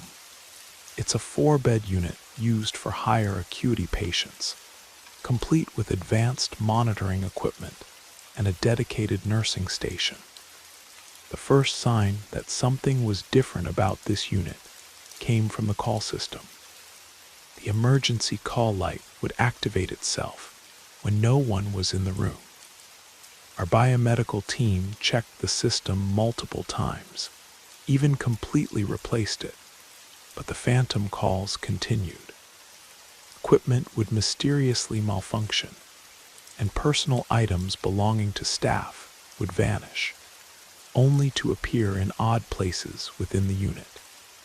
But the most unsettling incidents involved the temperature. Patients would request transfers out of the room because, regardless of the thermostat setting, certain areas would become inexplicably cold. We're not talking about slight temperature variations. Patients could see their breath in these cold spots, even during the height of summer. One night, while doing my rounds, I experienced something that still gives me chills. I was checking on Mrs. Henderson, an elderly patient with dementia, when she suddenly became agitated. She pointed toward the door and asked me to close it because of that tall doctor in the old uniform who keeps watching her. I glanced at the doorway but saw nothing. Still, the hair on the back of my neck stood up, and I felt an unmistakable presence. The air grew heavy, and the monitoring equipment began to behave erratically, showing impossible vital signs before shutting down completely.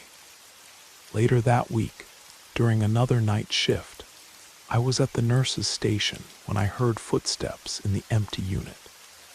These weren't the usual sounds of a busy hospital. These were deliberate, measured steps, like someone doing rounds in heavy boots. When I went to investigate, I found all the monitoring equipment turned off, the chairs rearranged, and a strong scent of antiseptic that hadn't been used in hospitals for decades. Curiosity got the better of me, and I started researching the hospital's history. During World War II, this wing had served as a military hospital ward. Room 412 had been the trauma unit, where the most severely wounded soldiers were treated.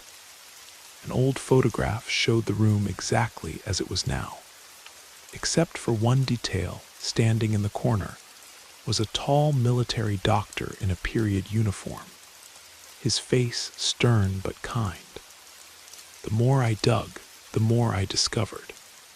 This doctor, Major William Harrison, was known for his dedication to his patients. He worked tirelessly, often staying long after his shifts ended, checking on his patients throughout the night. According to hospital records, he died of exhaustion in 1944, found slumped over a patient's bed during his rounds. The strange occurrences began to make sense. The phantom call lights, the moving equipment, the temperature changes. These weren't random paranormal events. They were the actions of a dedicated doctor, still trying to care for his patients. One particularly busy night, when we were short-staffed and overwhelmed, something remarkable happened. I was rushing to respond to multiple calls when I felt a gentle but firm hand on my shoulder, guiding me toward room 412. There I found a patient in the early stages of cardiac arrest, something I might have missed if I hadn't been directed there at that exact moment. As I called the code and began emergency procedures, I caught a glimpse of someone in the corner of my eye, a tall figure in an old military uniform, nodding approvingly before fading away. Thanks to the early intervention, the patient survived. Now, when new staff members complain about the strange occurrences in room 412, I tell them not to worry. I explain that we have an extra set of eyes watching over our patients, a dedicated physician who takes his oath to do no harm. So seriously that not even death could stop him from making his rounds. The call lights still go off occasionally, and equipment still gets mysteriously rearranged. But I've come to see these as helpful hints rather than haunting incidents. Sometimes, late at night, when the ward is quiet, I'll whisper a thank you to Major Harrison. The room will grow slightly cooler, and I'll know he heard me still on duty, still watching over his patients, long after his final rounds should have ended.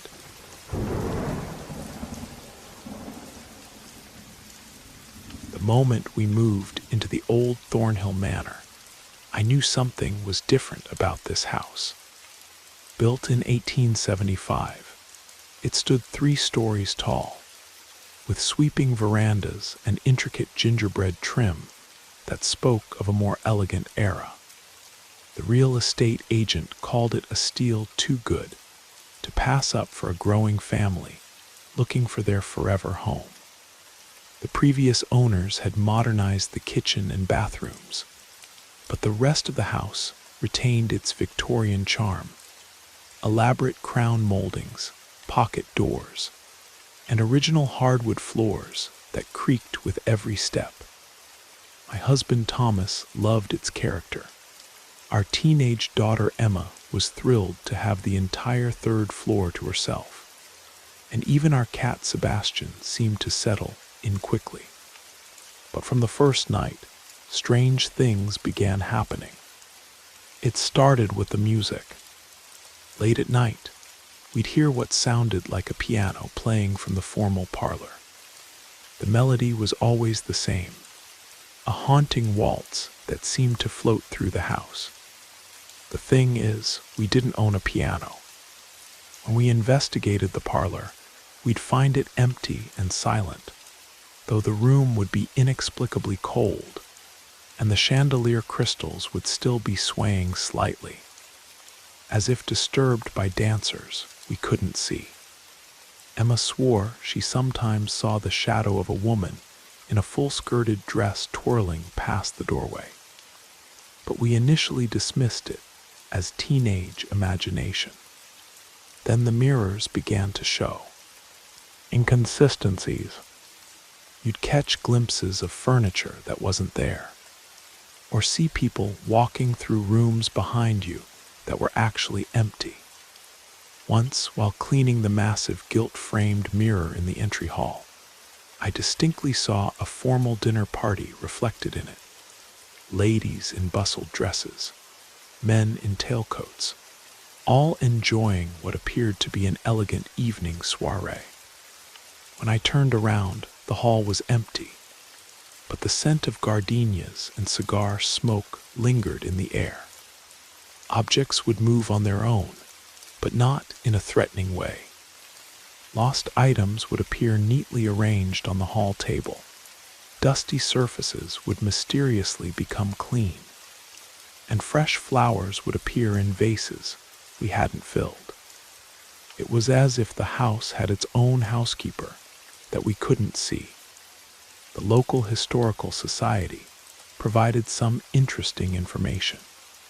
The house had been built by the Thornhill family, who were known for their lavish parties and musical evenings. Elizabeth Thornhill, the lady of the house, was apparently a gifted pianist who loved to entertain. She died in 1901, but according to legend, she loved the house so much that she never really left. Things came to a head during a severe thunderstorm that knocked out our power. As we sat in the dark living room with candles, the piano music began again, louder than ever. This time, rather than investigating, I did something different. I walked to the parlor doorway and said quietly, "Thank you for sharing your beautiful music with us, Mrs. Thornhill. You have a lovely home." The music stopped mid-note. Then, to our amazement, the candles in the parlor's silver candlesticks lit themselves one by one, illuminating the room with a warm glow. In the mirror above the fireplace, I caught a clear glimpse of a beautiful woman in a purple silk dress, sitting at a grand piano that wasn't there. She smiled, nodded once, and faded away. From that night on, the house felt different, not less active, but more harmonious. The piano music became a regular evening occurrence, like a private concert for the family. Lost items would be returned more quickly, and on particularly cold nights, we'd often find the fireplaces mysteriously lit and warming the rooms. Emma started leaving sheet music on the hall table, and we'd hear Mrs. Thornhill practicing the new pieces. Sebastian, the cat, developed a habit of purring at empty chairs, as if receiving invisible pets. Even Thomas, the skeptic, admitted there was something special about our home. We've lived here for 5 years now, and we've come to see Mrs. Thornhill not as a ghost, but as part of the family, a gracious Victorian lady who simply loves her home too much to leave it. Sometimes, on quiet evenings, we'll sit in the parlor and listen to her play, the music of another era filling our home with its gentle beauty. After all, we're not just living in a house. We're sharing a home with its original mistress, who still takes pride in maintaining its warmth and welcome. It's taught us that not all hauntings are frightening. Sometimes, they're just reminders that love for a place can transcend time itself.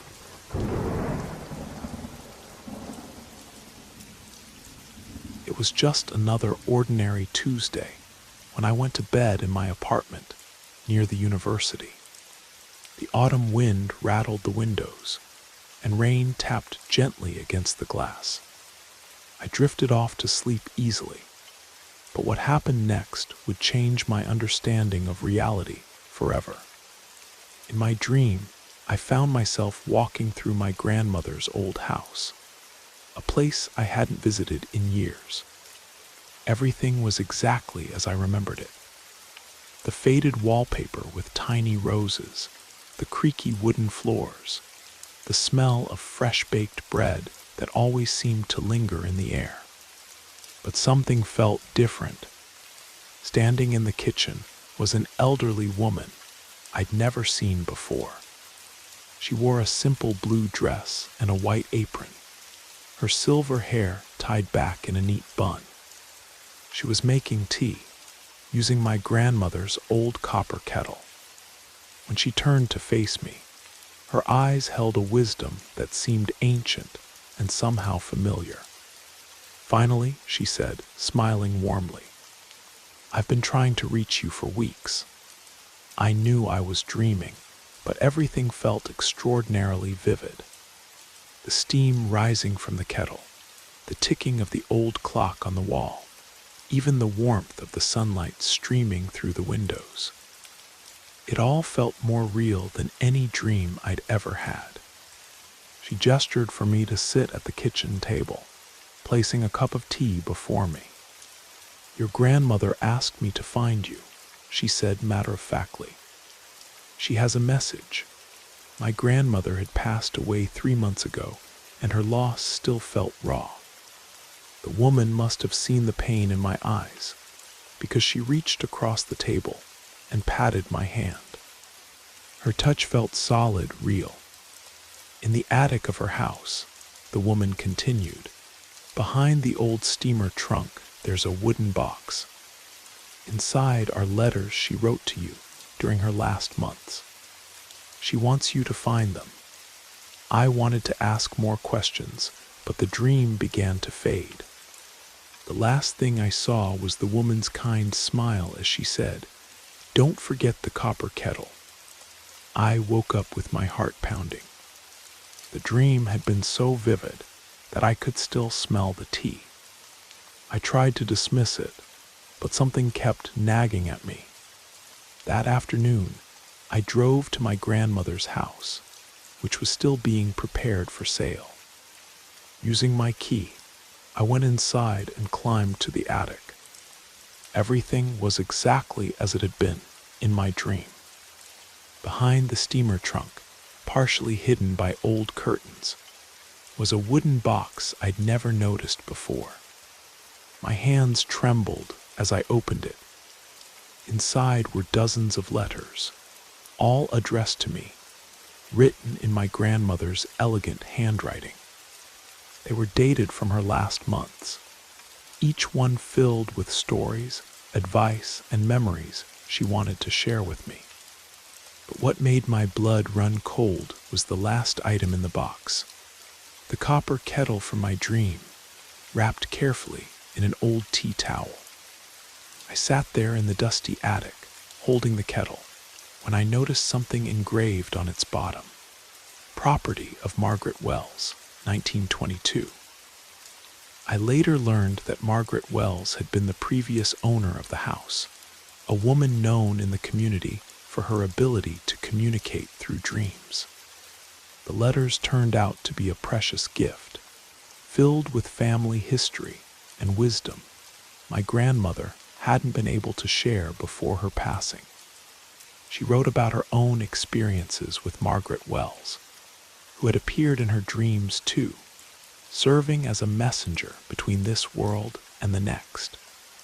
In the final letter, my grandmother wrote about arranging for Margaret to find me, knowing she would need help delivering her last messages. She described Margaret exactly as I had seen her in my dream, right down to the blue dress and white apron. Now, years later, I keep the copper kettle on my stove. Sometimes, when I'm making tea late at night, I catch a whiff of that distinctive blend from my dream. In those moments, I wonder if Margaret is still out there, moving between dreams, helping others bridge the gap between this world and the next. I've learned that sometimes the most important messages come to us in unexpected ways, and that love, whether from family or kind strangers, can transcend even the boundaries between life and death. Every time I use that kettle, I'm reminded that some dreams are more than just dreams. They're bridges to the people we've lost, carried by messengers who understand that death isn't always the end of the conversation.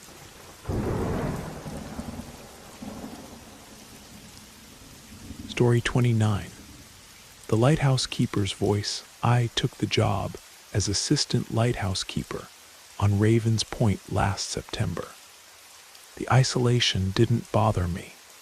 After years in the city, I was looking forward to the solitude.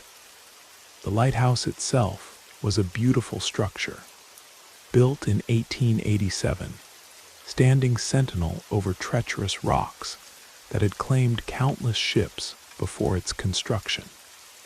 The head keeper, Old Jack, had maintained the lighthouse for 30 years. He was a quiet man with weather-worn features, who seemed to communicate more through gesture than words. During my orientation, he showed me the daily routines: maintaining the lamp, recording weather conditions, and keeping the brasswork polished. "One more thing," he said, as we finished the tour. "If you hear singing at night, just let it be." Before I could ask what he meant, he changed the subject to generator maintenance. The first few weeks passed uneventfully. I settled into the rhythm of lighthouse life, learning to read the moods of the sea and sky. Then came the storm season, and with it the singing. I first heard it during a particularly violent November gale. The wind howled around the tower, and waves crashed against the rocks below. Through the storm's fury came a woman's voice, clear as a bell, singing what sounded like an old Celtic lament. The melody seemed to weave through the wind, haunting and beautiful. Following the sound, I climbed to the gallery deck. There in the driving rain, I saw her, a figure in a long dress, looking out to sea. Before I could speak, she turned slightly, and I realized I could see straight through her to the raging ocean beyond. The next morning, I asked Jack about what I'd seen. He nodded slowly, pouring us both coffee. "That's Margaret," he said. "She was the first keeper's wife. Story goes, she used to sing to guide ships away from the rocks during storms, before we had the foghorn. One night in 1892, she saw a ship in trouble. She stood out there singing, trying to warn them off the rocks, until the cold and wet took her. But she never really left. As winter deepened, I heard Margaret's voice more often, always during storms, always singing the same mournful melody. One particularly brutal night, our modern foghorn malfunctioned. As Jack and I worked frantically to repair it, Margaret's song rang out clearer than I'd ever heard it before. Through the driving snow, we spotted running lights. A fishing boat had strayed too close to the rocks. With our foghorn dead, they had no warning of the danger. But they must have heard something, because the boat suddenly turned sharply away from the rocks, finding safe passage through the channel. When we finally got the horn working again, Jack looked at me with knowing eyes. "She's still doing her job," he said quietly, "still protecting them." Over the months, I came to see Margaret not as a ghost, but as another keeper of the light. During fierce storms, we'd hear her singing from the gallery deck, her voice carrying over the waves like an ethereal foghorn. Sometimes, in the lighthouse log, I'd find weather observations written in elegant Victorian handwriting that neither Jack nor I had made. One morning, after a particularly bad storm, I found an entry from 1892 in Margaret's hand. The sea holds both beauty and danger. We who keep the light must remember this always. Below it, in fresh ink, was written, "Still true after all these years. Now when I hear singing during storms, I feel a sense of comfort rather than fear. Margaret remains at her post, as dedicated in death as she was in life." The rocks below the lighthouse still claim debris from the angry sea, but no ships have been lost here since she began her eternal watch. Some nights, when the wind howls and the waves crash, I stand at the gallery rail beside her invisible form. Together, we watch over the dark waters, one keeper in flesh and blood, one in spirit, both dedicated to keeping safe those who travel these treacherous waters. Jack retired last month, but before he left, he told me something that gave me chills. "You know," he said, "in all my years here, Margaret only lets herself be seen by those she trusts to help her keep the light. Guess you're one of us now." I still hear her singing on storm-tossed nights, her voice a reminder that some duties transcend even death. In this lonely lighthouse on Raven's Point, I've learned that not all ghosts are to be feared. Some are simply dedicated souls, continuing their life's work long after their lives have ended.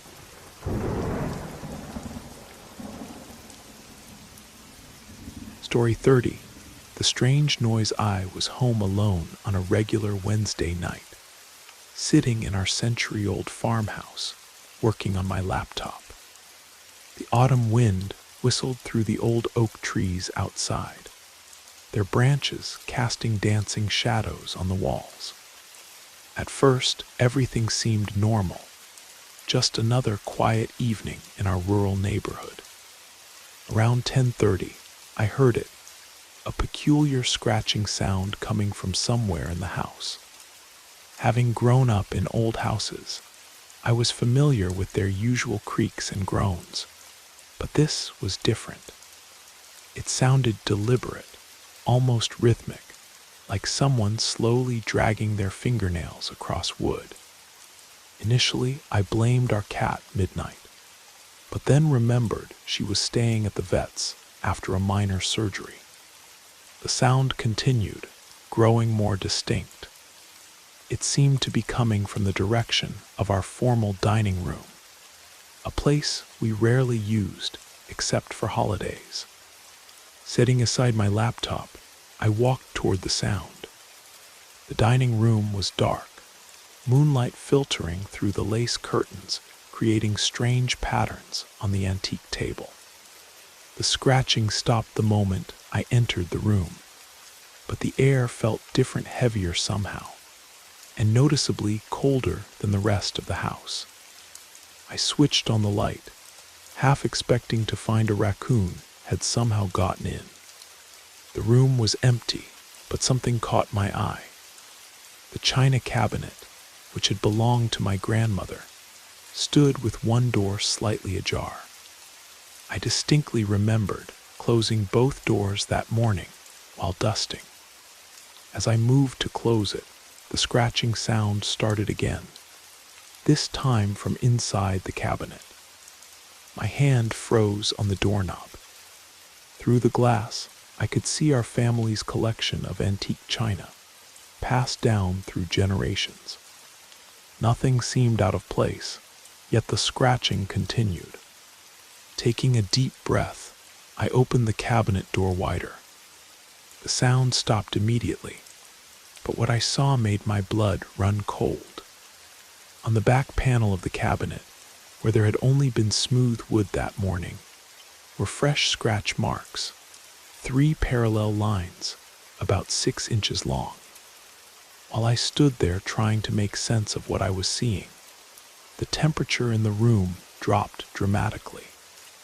My breath came out in visible puffs, despite it being a mild autumn night. Then I noticed something else. The scratch marks were slowly extending themselves, as if an invisible hand was dragging its nails across the wood. I backed away, my heart pounding.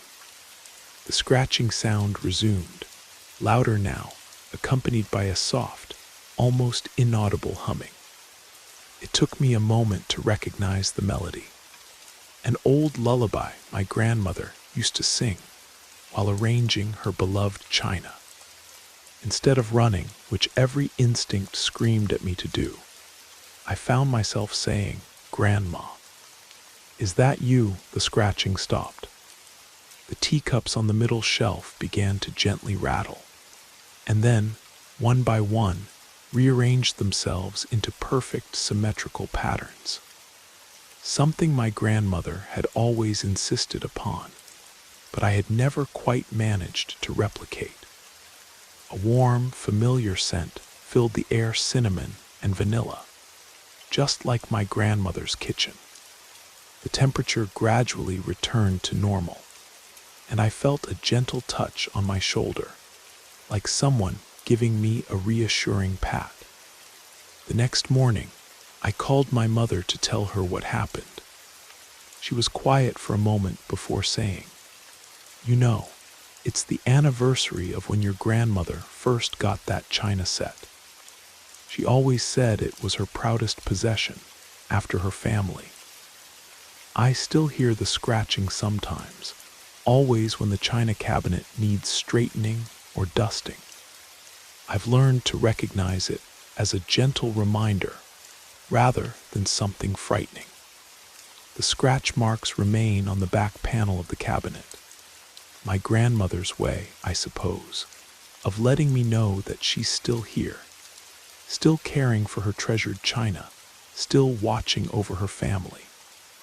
Now when I hear that familiar sound, I often find myself humming her old lullaby as I rearrange the teacups just the way she liked them. Sometimes, if I listen carefully, I can hear her humming along with me, her presence a comforting reminder that love doesn't end when someone leaves this world. It just finds new ways to express itself.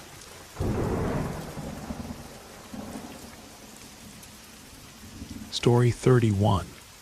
The dark entity. It started the night of a terrible thunderstorm. I was alone in my apartment, trying to focus on grading papers. I teach high school English when the power went out. The sudden darkness didn't bother me at first. I lit some candles and continued working by their flickering light. That's when I felt it, a presence so heavy it seemed to press the air from my lungs. The temperature in my study dropped dramatically, and the candle flames began to dance erratically, though there was no draft.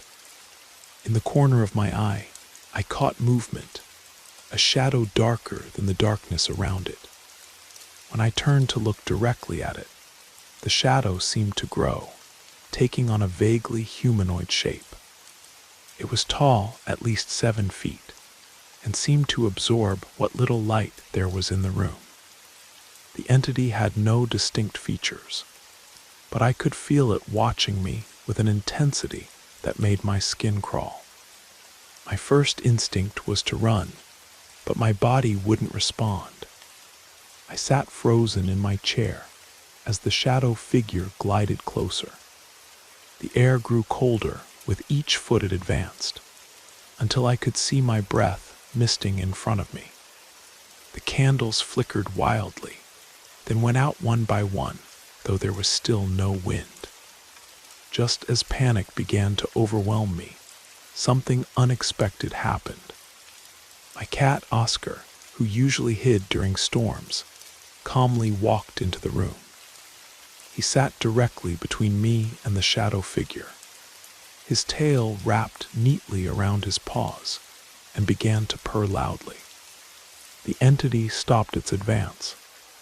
For a long moment, it seemed to study Oscar, who continued purring as if nothing unusual was happening. Then, to my amazement, the shadow figure began to shrink, its form becoming less threatening, more human-sized. That's when I noticed something odd about its movements. They seemed hesitant, almost uncertain. Acting on an instinct I couldn't explain, I found my voice and asked, "Are you lost?" The shadow shifted, and though it had no face, I sensed surprise in its posture. The oppressive feeling in the room lifted slightly. Encouraged, I continued speaking. "It's okay. You don't have to be afraid." The entity drifted closer, but this time it didn't feel threatening. Oscar's purring grew louder, and he moved to rub against the shadow's base, passing right through it. To my astonishment, where the cat touched the shadow, small points of light appeared, like stars in a dark sky. Gradually, as Oscar continued his interaction with the entity, more lights appeared within its form. They began to arrange themselves, forming a pattern that looked almost like a constellation. I recognized it. It was Orion, my father's favorite constellation. He had taught me to find it in the night sky when I was a child, before he passed away. "Dad," I whispered, hardly daring to believe. The shadow figure brightened slightly, and I felt a wave of familiar warmth wash over me. The same feeling I used to get when my father hugged me. The entity reached out what might have been a hand, and for a brief moment, I felt a gentle touch on my cheek. Then the power came back on, flooding the room with light. When my eyes adjusted, the shadow figure was gone, but Oscar sat contentedly in the spot where it had been, still purring. On my desk, my father's old constellation map, which I kept as a memento, but hadn't looked at in years, had somehow moved from its usual place in the drawer to lie open, showing the page with Orion. Since that night, the shadow figure has returned several times, always during storms. It no longer feels threatening. Instead, its presence brings a sense of comfort and protection. Oscar always greets it like an old friend, and sometimes I catch glimpses of constellation patterns forming within its darkness. I've come to understand that what initially seemed terrifying was simply my father's spirit, trying to find a way to reach me. He appears as a shadow because that's the only form he can take, but the love and warmth he brought to my life still shine through, like stars in the darkness. Now when storms come and the lights go out, I welcome the familiar chill in the air and the darkening of the shadows in the corner. My father's presence reminds me that love transcends death, finding ways to bridge the gap between this world and the next, even if those ways sometimes appear frightening at first glance.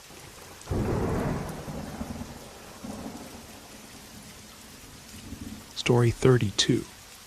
The mirror's memory, my grandmother's Victorian mirror, had always been a centerpiece in our family home. Standing 8 feet tall, its ornate gold frame decorated with carved roses and vines, it had witnessed over a century of our family's history. When I inherited the house after my parents' passing, the mirror was one of the few original pieces I kept. I never expected it to show me anything other than my own reflection, until that rainy April evening. I was walking past it, carrying a box of old photographs I'd found in the attic, when movement in the mirror caught my eye. But it wasn't my reflection I saw. Instead, the mirror showed a scene from what appeared to be the 1890s. A young woman in a high-necked blue dress stood in what was clearly my living room, but furnished as it had been over a century ago. She was arranging flowers in a crystal vase, humming softly to herself. The scene was as clear as a photograph, yet moving like a film. When I turned to look at the actual room behind me, it was empty and modern. But in the mirror, the past continued to play out. Fascinated, I set down the box and watched.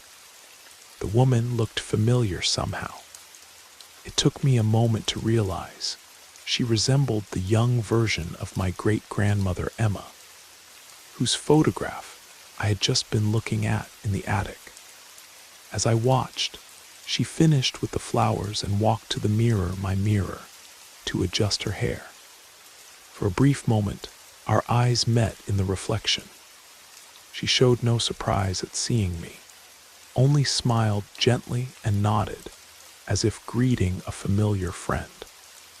Then the image began to fade, the Victorian room dissolving back into my modern-day reflection. Over the next few weeks, I discovered that the mirror didn't just show random scenes from the past. It seemed to replay significant moments in my family's history. I saw my grandmother as a young bride, twirling in her wedding dress before this very mirror. I witnessed my father as a small boy, playing with his toy soldiers on the rug, while my grandfather read the evening paper. Each scene was crystal clear, complete with sounds and even scents from the past. When my great-grandmother appeared again, I could smell her signature lavender perfume. During a scene from the 1920s, jazz music played faintly in the background as my grandmother and her sisters practiced dance steps in their flapper dresses.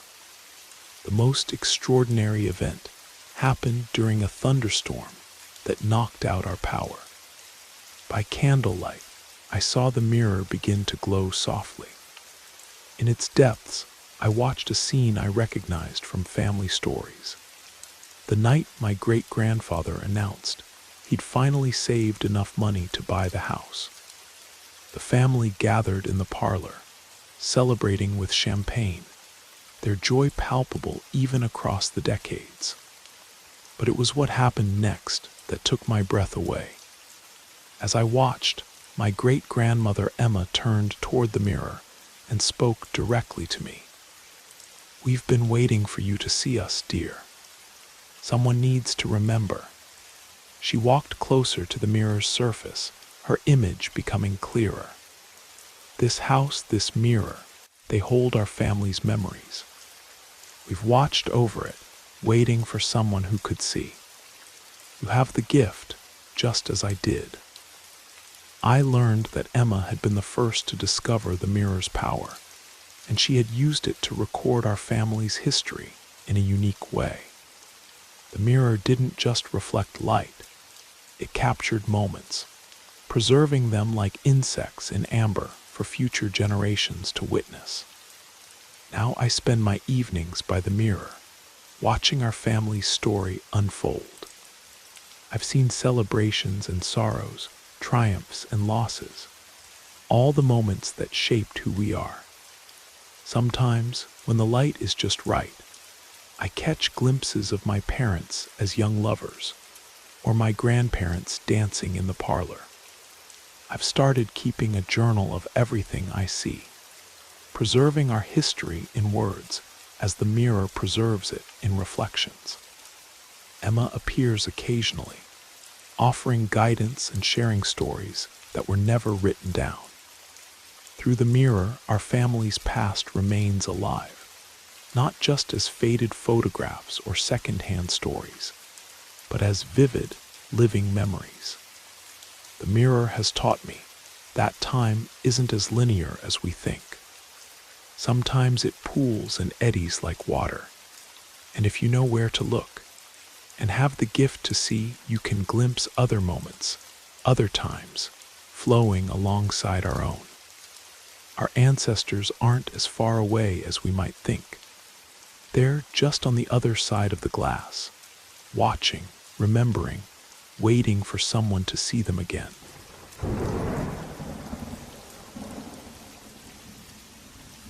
I took a job as a night security guard at Riverside Academy, a prestigious private school housed in a building that dated back to 1875.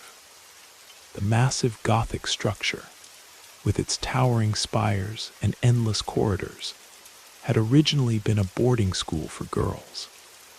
My shift ran from 10 p.m. to 6 a.m., patrolling the empty halls and making sure all was secure. The other guards had warned me about the third floor. "Just do a quick walkthrough and don't linger," they said. They told me about strange sounds, unexplained footsteps, and doors that would lock and unlock themselves. I dismissed their stories as typical night shift superstition. My first few weeks were uneventful. The building creaked and settled as old buildings do, but nothing seemed out of the ordinary. Then one night, while doing my routine check of the third floor, I heard something that stopped me in my tracks. The sound of chalk writing on a blackboard. Following the sound, I found myself outside room 307. The door was closed, but light spilled out from beneath it. I knew all the classrooms should be dark at this hour. When I opened the door, the room was empty and dark. Yet the ancient blackboard was covered in fresh chalk, writing mathematical equations that slowly faded as I watched. I wrote it off as exhaustion playing tricks on my mind, but the incidents continued. Sometimes I'd hear a girl's voice reciting Latin conjugations, or the scratch of pen nibs on paper. Occasionally, I'd catch the scent of ink and chalk dust in empty classrooms, or find textbooks open to random pages when I was certain they'd been closed during my previous round. The pivotal moment came during a severe thunderstorm. The power had gone out, and I was using my flashlight to navigate the third floor corridor. As lightning illuminated the hallway through the tall windows, I saw her, a young girl in a high-necked Victorian dress, sitting at one of the old desks that lined the hall. She looked solid, real, until my flashlight beam passed through her. She turned to face me, and I saw she was holding a slate and chalk. "I have to finish my lessons," she said softly. "Miss Adelaide says I'm not ready for the examination yet." Instead of running, I found myself asking, "What examination?" "Latin," she replied, her face troubled. "I must pass to graduate, but—" she faltered, then looked at me pleadingly. "Would you help me study? No one else can see me anymore." Over the next few weeks, during my rounds, I'd stop at that desk and help her with Latin. I'd learned it in college, and though rusty, I remembered enough to assist with basic translations. She told me her name was Emily, and she'd been a student at the school in 1878. She'd fallen ill with fever just before her final examinations and never recovered. "I just wanted to finish," she explained, "to make my family proud." So I stayed. We worked together every night, going through declensions and conjugations. She was a quick learner, and soon she was teaching me things I'd forgotten. Other spirits began to appear, other students, and eventually Miss Adelaide herself, a stern-looking woman who nonetheless smiled approvingly at Emily's progress. One night, after successfully translating a particularly difficult passage from Virgil, Emily's face lit up with joy. "I think I'm ready now," she said. The next moment, Miss Adelaide appeared beside her desk. "Indeed you are, my dear," the teacher said warmly. "You've more than earned your graduation." Emily stood, gathering her slate and books. "Thank you," she said to me, her form beginning to fade. "I couldn't have done it without your help." Then both she and Miss Adelaide vanished, leaving behind only a faint scent of chalk dust. The third floor is quieter now, though not entirely empty. Sometimes I still hear chalk on blackboards or pages turning in empty rooms. Occasionally, new spirits appear, students who need help with one last lesson, or teachers with one last class to teach. I've learned that not all hauntings are born of tragedy or unfinished business. Sometimes spirits linger simply because they love learning so much that not even death can stop them from pursuing knowledge. Now, when I patrol the third floor at night, I carry Latin textbooks with me, ready to help the next student who needs just a little more time to complete their studies. Thank you for spending this time with Brad Arrows. We hope the stories whispered through the rain carried you far into your imagination or your dreams. If you're still awake, let us know how you liked the journey. Until next time, stay safe, sleep well, and let the darkness comfort you.